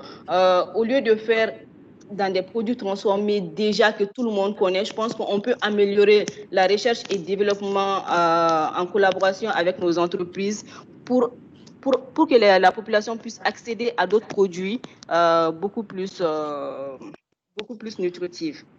À part la recherche et développement, comme je l'ai dit, la formation, l'information, il y a beaucoup d'entreprises comme nous qui ne maîtrisent pas du tout tout ce qui est la base agricole. On achète la matière première, certes, mais on ne peut pas vous dire ce qui est utilisé dans les champs sur ces matières premières, quelles sont les variétés que nous utilisons pour nos produits finis. Je pense que c'est vraiment un atout que ICRISAT peut nous amener à nous, entreprises privées. Je pense que c'est ce que je voulais surtout dire pour ma partie. Okay, merci beaucoup, Madame Dem. Ok, Madame Koulibaly, êtes-vous en ligne? Oui, bonjour tout le monde. Okay, vous avez la parole. Madame Koulibaly is the head of Fasokaba, is one of the biggest seed company in Mali, I will say even in West Africa. So she won several awards and prizes for the work of her company. So then Madame Kaba is, Fasokaba is one of the major collaborators of ICRISAT for seed issues in West Africa and Mali. So, Madame, à vous la parole. 5 minutes, s'il vous plaît. Ok, merci Maliki. Et je dis bonjour à tout le monde et je remercie Dr Tabo et son équipe de m'associer à cette importante rencontre.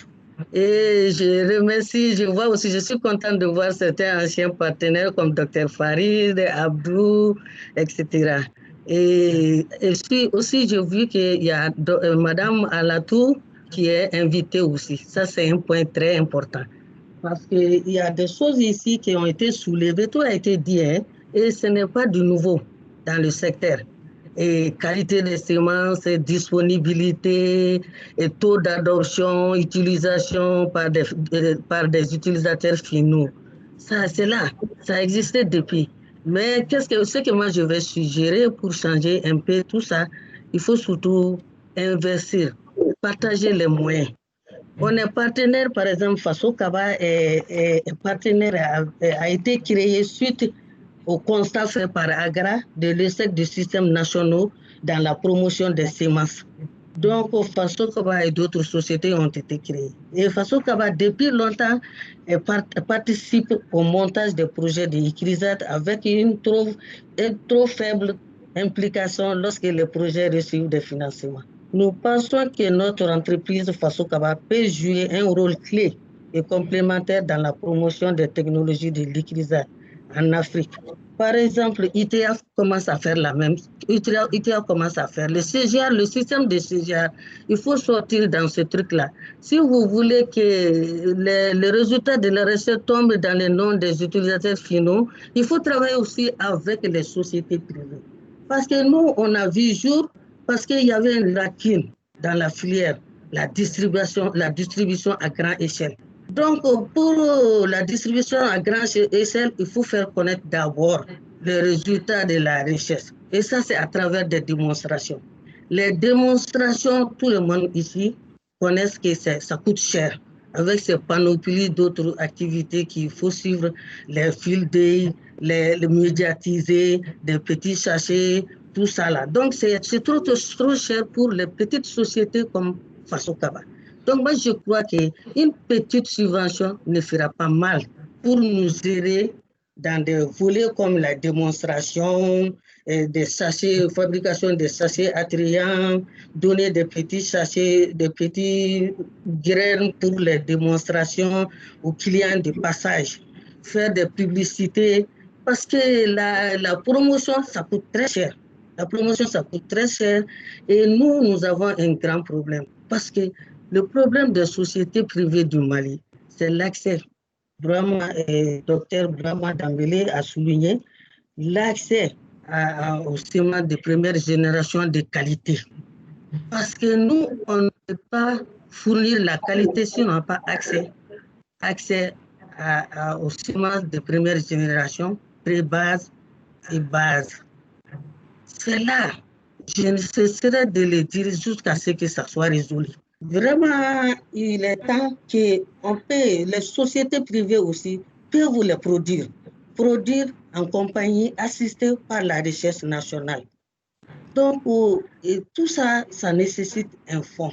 Vous pensez qu'on a une société, il y a d'autres charges, Il y a le personnel sur nos dos, il y a les loyers, il faut avoir des équipements, il faut payer l'impôt, il y a trop de choses, il faut avoir un bureau viable, l'Internet, le téléphone, tout ça là, c'est très cher. Donc, je crois qu'on doit penser à ça pour booster l'adoption, l'utilisation. Parce que distribuer là, prendre les semences, aller jusqu'au fond des hameaux, il faut payer le transport. C'est cher. Donc, c'est ce que moi j'ai dit. Sinon, tout a été dit. Et seulement, il faut penser au partage de moyens. J'ai vu qu'Anatou est là et elle a soulevé un point. Ça peut être pallié tout ça. Il faut aussi investir dans l'organisation des filières, contractualisation entre les acteurs. Par exemple, une société comme Anatoula, on peut faire des contrats avec, elle a dit quelque chose qu'elles sont en train de transformer depuis, elles ne connaissent pas la variété. Pour pallier ça, il faut faire des contrats, il faut aller chez les compagnies sémencières. Nous, on les a approchés, on les a approchés. Il faut travailler avec les compagnies sémencières qui travaillent avec la recherche et qui connaissent les variétés qui sont bien dans les farines, les dégâts, les monies, tout ça là. Donc, on va faire un contrat. Nous, on va fournir les semences.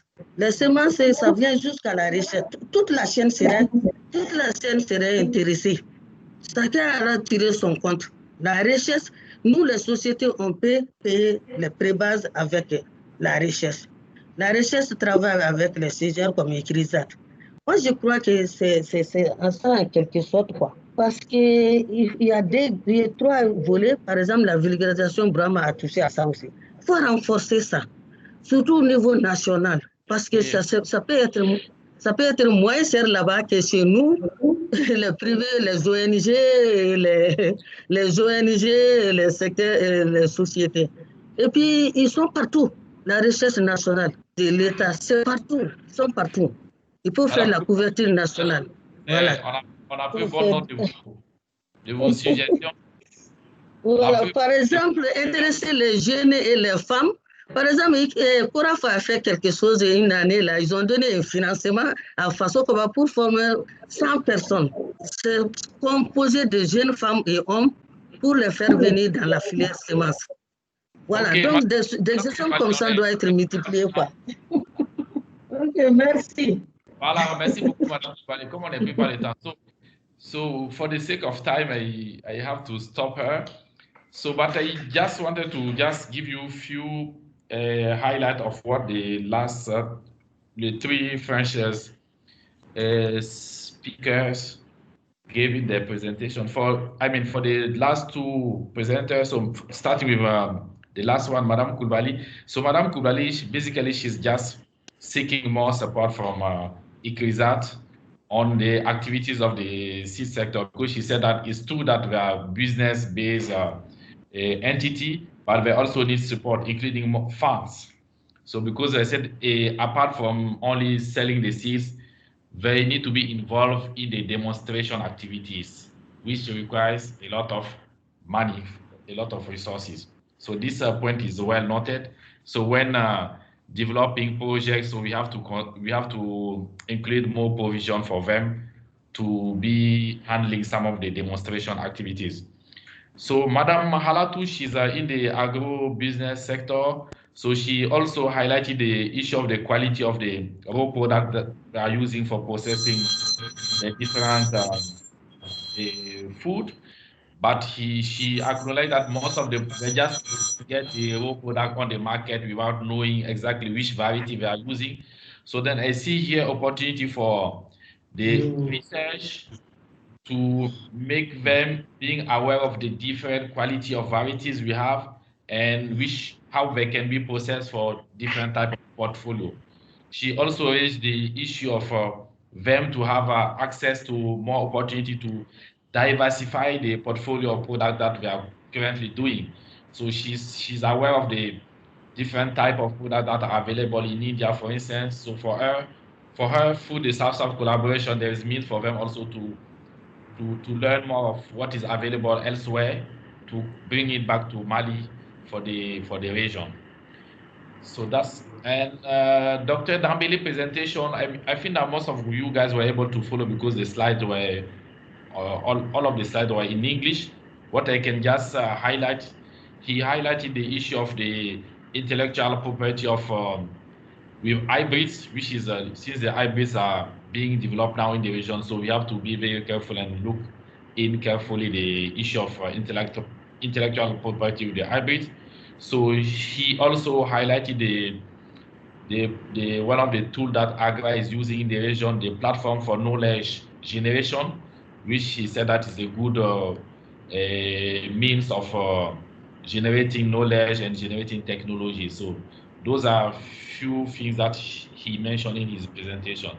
So since we are behind the schedule, I will stop here and hand it over to Hakim. I don't know, Ramadjita, do you want to say something about how we are going to lead this discussion since we have passed the time that was initially given to the panel discussion?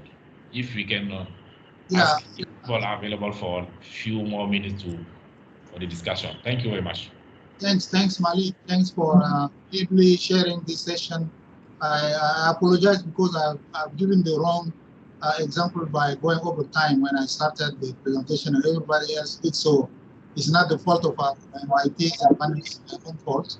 But I will crave the indulgence of colleagues if we can just add half an hour and not more. I know it's lunchtime.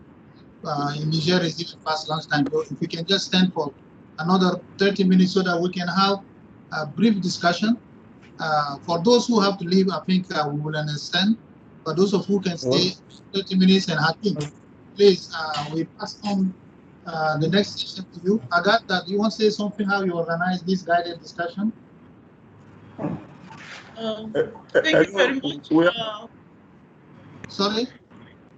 I think we discussed with Hakim. Hakim will be chairing this session. I just want to draw your attention that we have some questions in the chat that we need to respond to when we are moving into the discussion.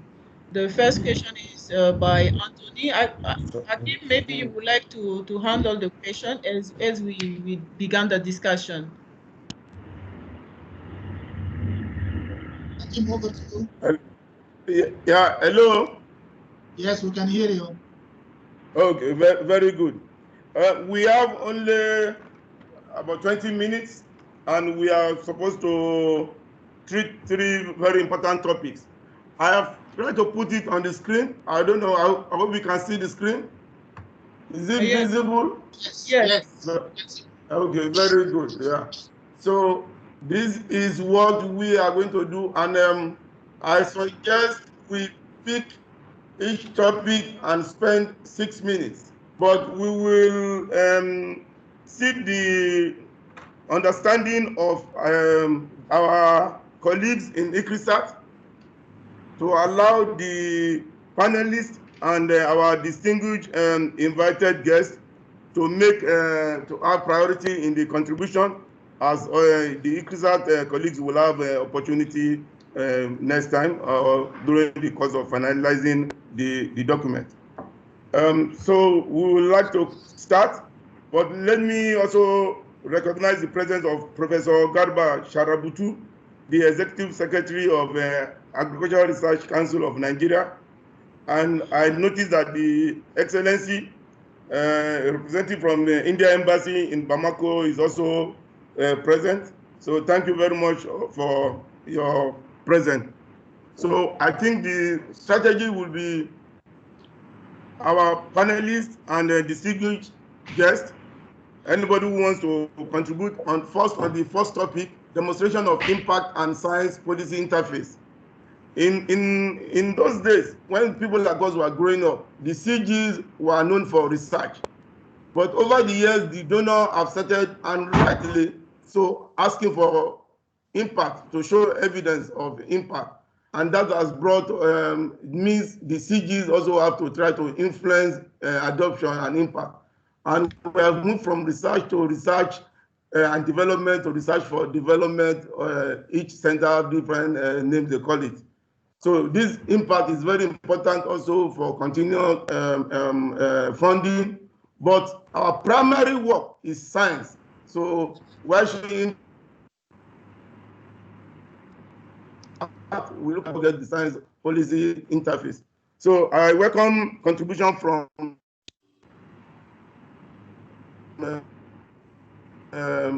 our, so you could, or you can talk and spend maximum of 2 minutes. We will only take 3 questions per subject. Akim, you can see that people are raising hands, so you can give the floor to them. Okay, who is raising hand can talk. I'm not seeing it. Okay, je crois que je voudrais dire 2 mots par rapport à Demonstration of Impact and Science Policy Interface. C'est une question importante. Dans mon intervention, j'ai parlé surtout un peu de clarifier un peu encore plus pour renforcer le partenariat entre les centres CJ et les NARS, par exemple. Il y a quand même, chacun a son avantage comparatif. Si vous êtes dans un pays, tout le monde sait que les CJ font plus de recherche pour résoudre les questions qui se posent aux NARS. Normalement, cela doit se faire comme ça. Donc, ils ont non seulement doivent mettre l'accent sur les recherches un peu plus, je ne dirais pas fondamentales, mais explicatives par rapport aux démonstrations en milieu paysan. Même s'ils peuvent le faire dans leur zone d'intervention, mais pas à l'échelle de tous les pays. Donc, ce genre de partage de responsabilités dans le cadre du partenariat peut permettre de renforcer un peu les liens de partenariat entre les institutions nationales et les institutions sous-régionales ou internationales. Ceci est extrêmement important pour ne pas créer un peu de duplication ni de compétition entre les chercheurs. Je ne sais pas si c'est ce que je voulais dire par rapport à ce sujet. Ok, merci beaucoup. So we will also take Malik, do you want to translate it? The only French I hear is merci beaucoup and let's ask let's continue with Taïru if you don't mind, yeah. Dr. Okay. Taïru.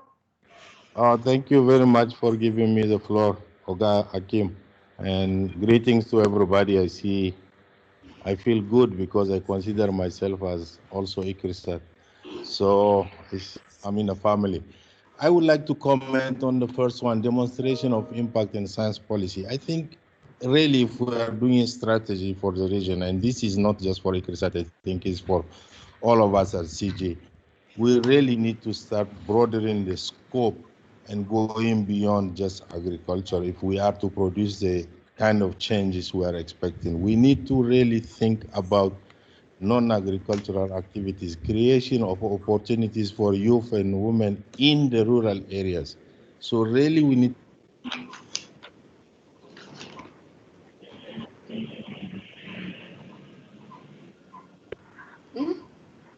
Hakim? Hello?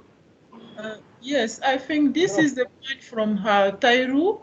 I can see that the hand of Ahmad is raised. Ahmad is a partner in Niger. Maybe you can take. Yeah, okay. Yeah. Ahmad, please continue. Yeah, can you hear me, sir? Yes, loud and clear. Thank you for coming. Okay, good. We were quite excited by the different presentations and the highlight given to climate change as a perspective and as a major pressure that we see affected the production and even the markets. So our concern now is where climate change assessment organizations are considered in the partnership, in the relevant partnership that should be set up, actually move from the science you are doing on the agriculture sector to actually building resilience, particularly resilience to climate hazards. So we would like to see how we can, let's say, include climate change assessment institutions this partnership at level. That's my concern. Thank you. Okay, thank you very much. Jalal Ademala, I can see your hand up. Thank you very much, Hakim. Good morning, everyone. I want to really congratulate ICRISAT for taking this initiative, which brings together all partners. My intervention is to follow up on the first question on the slide, which is related to demonstrating an impact in science policy interface. One of the proposition that I would make with that regard is how do we put on a community-based hub, which is co-designed and also co-animated with the national institutions. In ICRAF, we try to do such through the rural research centers, which is a similar initiative that the ICRISAT is putting on place, or same with the other partners, that allows the national institution to take lead in scaling technologies. As it's been discussed, our mandate are much more on research and development. The scaling up part of it, we provide guidelines, and for sustainability of those technologies, what we do is to bring this to the to the communities in a way that they can solely be able to take it forward. I think this is one of the positive aspect of the CG presence in the collaboration with the national institutions, especially the extension services of national institutions. On the last point, if I may step in on that one before I give floor back, with regard to the resource mobilization, ICRISAT and the other CG centers have been doing quite well in the recent issue of reducing demand for research funding and the much more demand toward the development funding, which goes toward and development NGOs. I think we've been trying to restructure and to rethink our strategies for resource mobilization, which is on the way for reaching the heights, but I think we still have a lot to do. We have a lot to do on that regard for much more high-level engagement with the donors to demonstrate that NGOs alone cannot, development NGOs, alone cannot succeed in the scaling without having research institutions, bilateral and regional hobbies, CORAF, WICAD behind them, providing backstopping and the CG centers as we've been doing. So my recommendation and the actions forward is to having this high level lobbying with the donors to demonstrate that the NGOs alone are not able to take it, but they need complementary joint actions with the other city centers.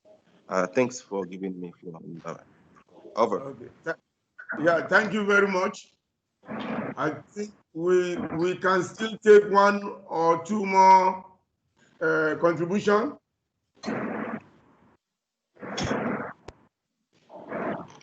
Oui. Burkina Faso.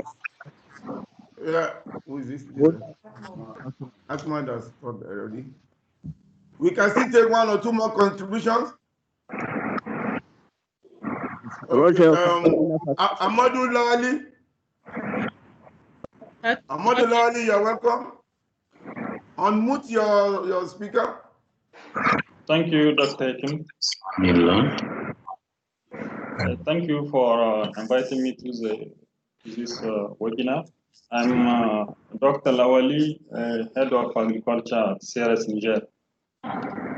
Just would like to say one word on emerging challenges.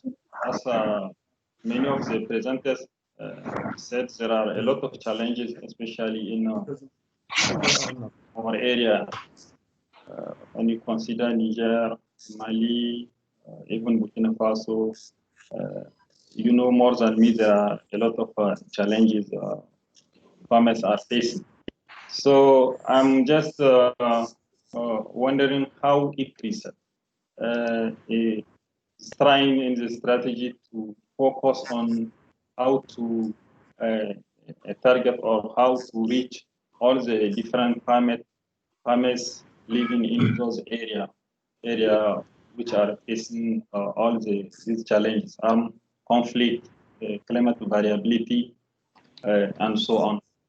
I'm saying it because I see that in the region you have climate institutions, for instance, who are doing like climate forecast every year, and then this forecast now I'm able to say it is trying to have an impact on farmers, and I'm seeing ICRISAT thinking also about something similar in terms of prediction in agricultural, maybe land use, because the yield is also related to that, and then also even the farmers' revenue are also related to that.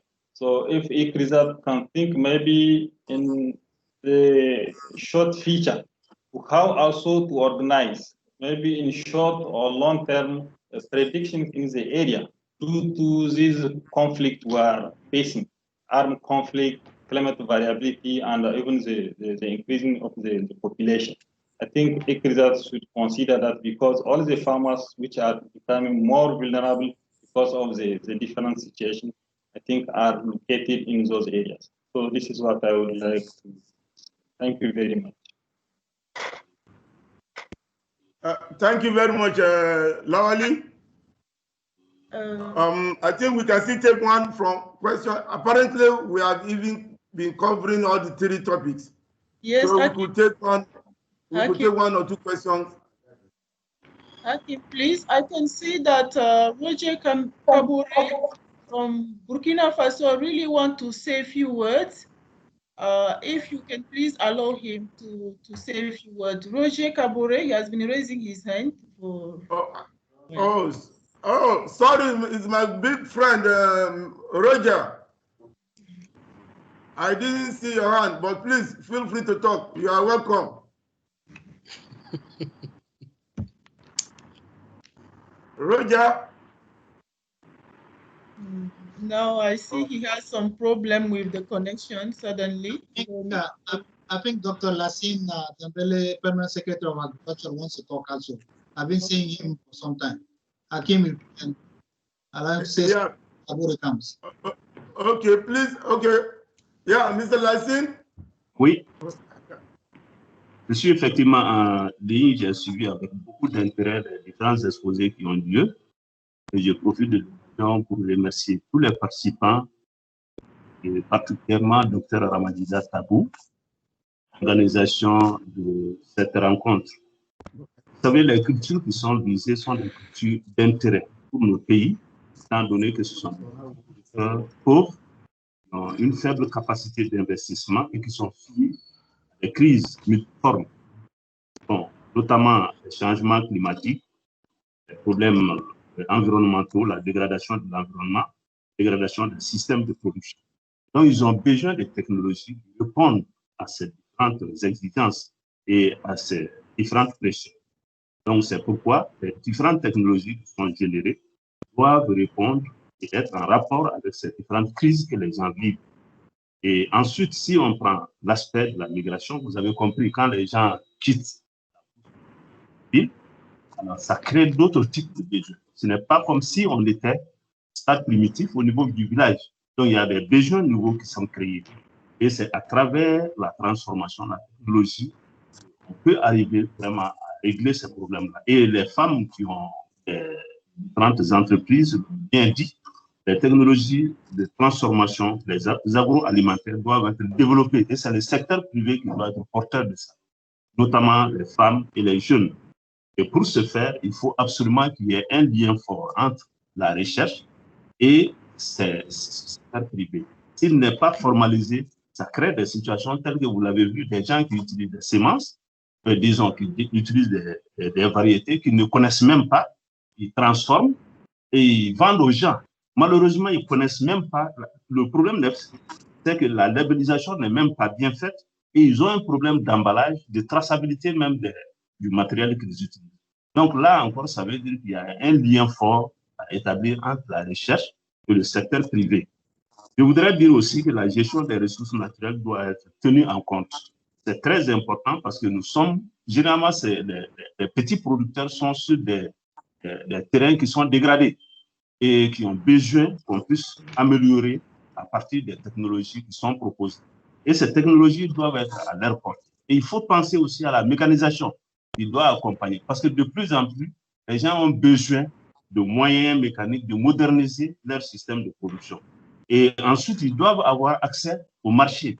Donc, le fait de demander à ceux qui aillent un peu vers le marché, de créer des conditions pour que l'accès au marché puisse être effectué, il faut qu'on aille un peu dans ce sens.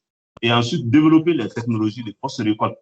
Là, on a beaucoup de pertes de production qui ne sont pas valorisées, qui ne sont pas évaluées et qui ne sont pas prises en compte parce qu'on n'a pas de solution technique appropriée qui est proposée. Donc, moi, je trouve que ce sont des domaines qu'il faut encore explorer et renforcer et qu'il y ait également une détermination nette et limite de responsabilité entre l'ICRISAT et les services de recherche. Je vous remercie. Rapidement. Oui, je vous remercie. Petit. Ok, merci beaucoup.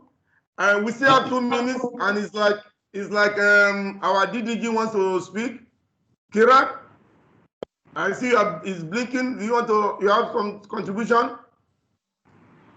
Yeah, just. Okay, thank you very much. Okay. So I think thanks a lot. This was a very useful discussion, and a lot of important points came out, which I think we should take a clear note of. Very importantly, Farid, thanks a lot, Farid, for being there. I think you mentioned about diagnosing the problem, especially why some of our technologies have not been reaching out to higher number of farmers, and I think we need to do an internal assessment. It necessarily may not be ICRISAT's fault, but maybe, as I think eventually we discussed, especially the presentation by Dr. Abdul on partnerships, maybe we need to develop more strong partnerships, I think,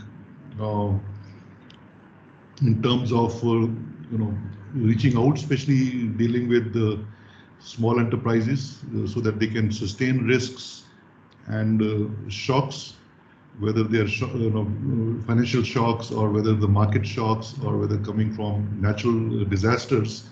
As we are already looking in, at least in India, we've seen a lot of small businesses have actually closed down. So that's a big loss, and it'll take a long time get back to normal. So I think that partnership is very important. And also in the same COREF presentation, I think one of the challenges Dr. Abdul presented was the CGR should demonstrate its legitimacy. And I think that's the whole question why this one CGIAR reorganization is happening. And that's also a demand of the donors that they want to see the value for the money. And I think that's where CGIAR and we being a part of CGIAR, I think must address some of these issues as we move forward, especially while Ramadjita showed the inclusive market-oriented strategy, and I think that strategy in the previous, the current business plan is quite well embedded, and I think it is also one of the first expressions of market orientation. I don't think this strategy of IMOD was just incorporated when the CG was not even looking at it. So we are well ahead in the race, but I think we need to do some fine-tuning around how well to develop our partnership. I think research we're doing excellent, but it's the delivery part, and I think that's where organizations like CORAF, AGRA, they come in very useful in having those close linkages with them. As I think Dr. Abdul also mentioned about how many times the number of these partners had appeared, and I think that's a very good and keen observation. And I think that tells us, in future, how best we put forward our narrative. I'm sure there would be many more number of occurrences. I don't think we have left any partner, but maybe that acknowledgement or clear demonstration on how these partnerships are working. As it was mentioned in the presentation, CORAF is a powerhouse of delivery, and I think that's what we need to capitalize on that. Also with AGRA, I think partnership was for especially integrated delivery. I think it's a very important component which to look at.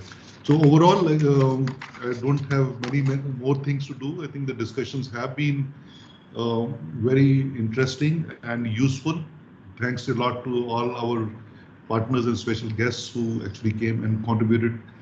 And I like the fact that everyone was very candid, because this is a brainstorming. We're not looking at patting our backs here from our partners, but we would like to have a candid opinion, and I think that was quite clearly expressed by everyone. So again, once again, thanks a lot.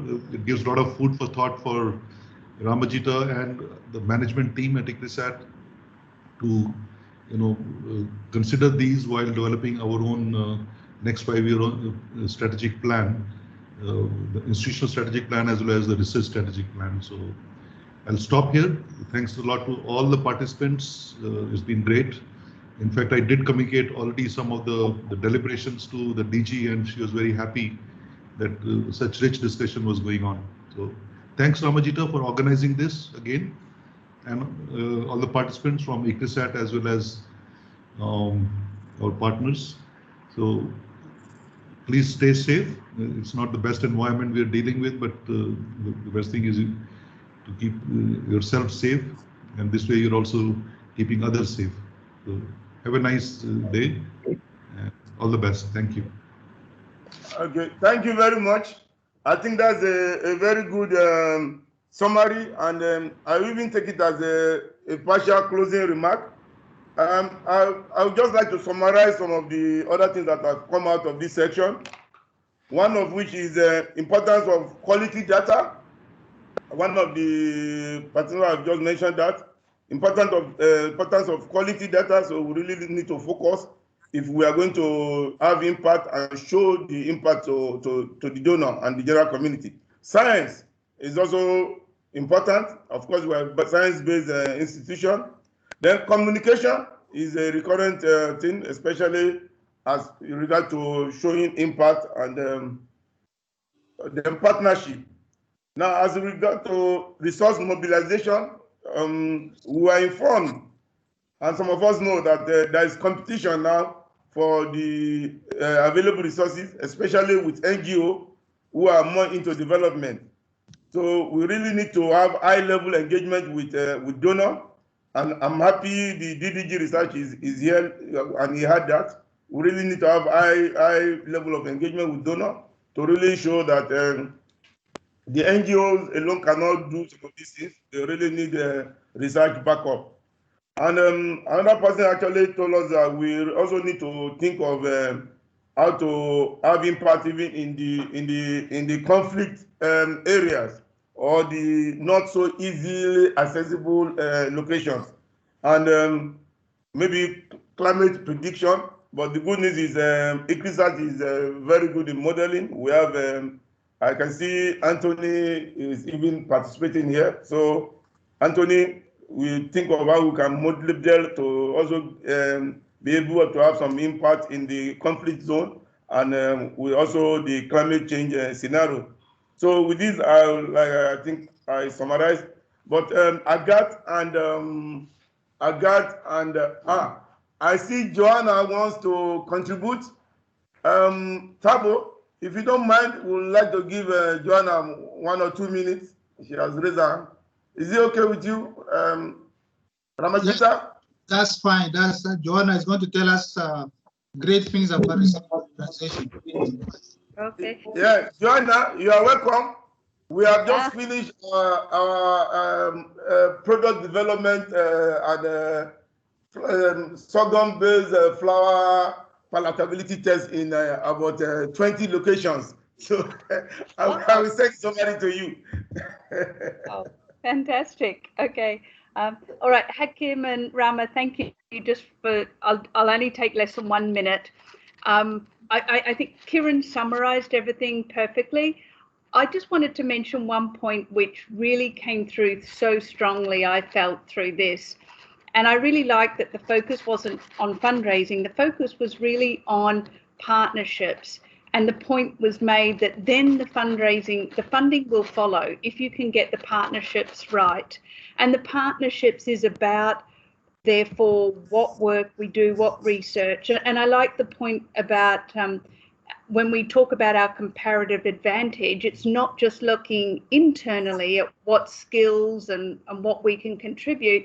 It's looking externally at us in comparison to the partners and how we complement. And so I just felt, yeah, it came through so strongly. If we can work out the whole partnership model, the research and the fundraising really follows from that. So I really appreciate the partners that joined. Nice to see so many familiar faces too. Lovely to have the ministry there. But, you know, really important to have Abdu from Koraf. It was lovely to see Gibran again and Fareed. Wow, that was lovely to see you. Well, we couldn't see you, but we could hear you. And all the others. So I thought there was a very strong message that came today, which I think we need to really think through. How does that drive our strategy and what we do in moving forward? So really valuable. Thanks for organizing all of this. It was really great. Okay. So thank you very much. So Agat, over to you. You may assist in translating the contribution of one of the contributors in the third section, and then you can summarize and hand over to Ramadjita. Thank you. Thank you very much, Hakim. I think we are really facing the time constraint. Most of our participants also, they do understand English. Sometimes the problem is how to articulate. So I will not take too much time on summarizing this again. It has all been said, the importance of partnerships and also looking at the emerging trends in the funding landscape. So I think I will not really take much more time. We are really ahead of time. Just want to acknowledge the presence through this webinar of Dr. Jibril Bagayogo, who is also head department of nutrition at the Ministry of Health. I think we had a lot of discussion with this department and nutrition being a key research team in our strategy. I wanted just to acknowledge his presence. Many people are here also. I see that the Indian embassy has been here through the meeting. So we mentioned a lot about the collaboration. And there are many that we could mention about. I don't want to go into names, otherwise I may miss some names. So I just like to thank again all the participants, our panelists. It would be great to have a second round of table with all the panelists, but I think the discussion will now continue online on the draft that we have circulated a few days ago. Thanks again to the panelists, Dr. Farid Walia, Dr. Peter Nines, Dr. Abdul Tankwano, Dr. Burema Dambele, Professor Jibril Mohamed Jibril, Mrs. Hala Tudem, Mrs. Koulibaly Maimouna Sidibe for joining us today to this webinar. And of course, thank you to all our management team. And I invite Dr. Tabo for the final words. I think it's better. Yeah, thanks, Hakim, for sharing the last session through the lunch. It's not the easiest time. Thanks, Agat, for really facilitating this online discussion. Thanks, Kiran, for taking the time off to joining us. Joanna from Hyderabad and all other colleagues. Really, I am quite pleased and happy to have all these old friends, new ones. Abdul left us here in Mali. I think it's good that we got him back through online. I would like to just briefly make some, about a minute or so, not that things that have been said are not important, but I want to say a few things. One thing that we heard of is the what Farid said about strategic action plan. I think this is something that we're going to take forward as we're going to be developing our strategy. It's not only an issue of having a strategy, but what is the action plan? Peter was talking about doing the right thing and the theory of change. So you can have a strategy for so many things, but you have to do the right thing and focus and do the right thing.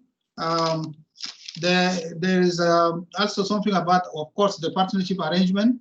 Abdul gave us a good model that we have to interact again with him to see how that can be taken up. There is also another statement that we can do more if we work together and less if we go alone. That comes again to the issue of partnership. If we work together all across the board with all the key stakeholders, we can go a long way and we can accomplish a lot. So I think this is something that we'll keep in mind. The issue of intellectual property right, I think we need to also keep that in mind. We need to also look at, again, strategic partnership. We have to look at, from our two company representatives, the issue of training the farmers, training the company, the private company staff, and also funding. Maimouna has raised this issue of funding. Of course, if we develop projects together, then we will be able to share the resources. Since ICRISAT is not a donor, we are also relying on donor funding to operate. So we cannot really be funding private companies, but working together, developing a joint proposals, we can have enough resources that can go a long way to fund the private companies. So I think Lassine Dambele, the Permanent Secretary of Agriculture, raised quite a few issues of migration of people. How do we handle that in other areas? But one key thing that maybe did not come out very clearly in some of our presentations is mechanization. I think he raised that issue that we should be thinking of really how do we get mechanization as a part of the technologies innovation that we're developing. As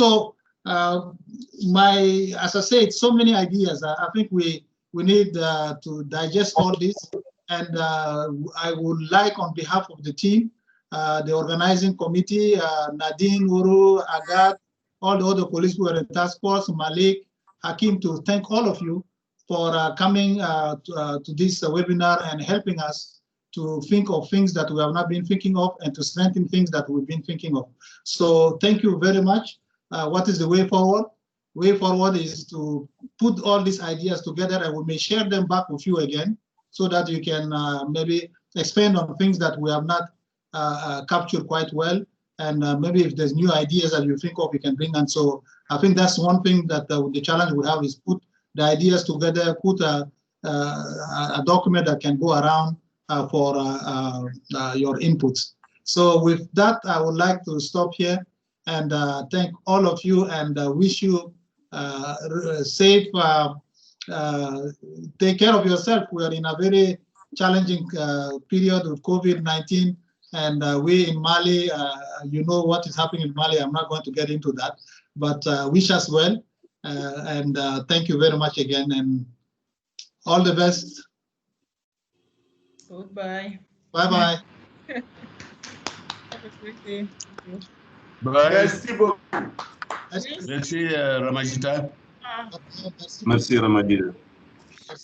Merci. Bye. Bye-bye, everyone. Take care. Goodbye. So I think that Nadine, we need to, I understand, talk to each other later with Malik and Hakim after this. Rama, tu parles tellement bien que le maréchal va t'appeler. Hein? Thank you.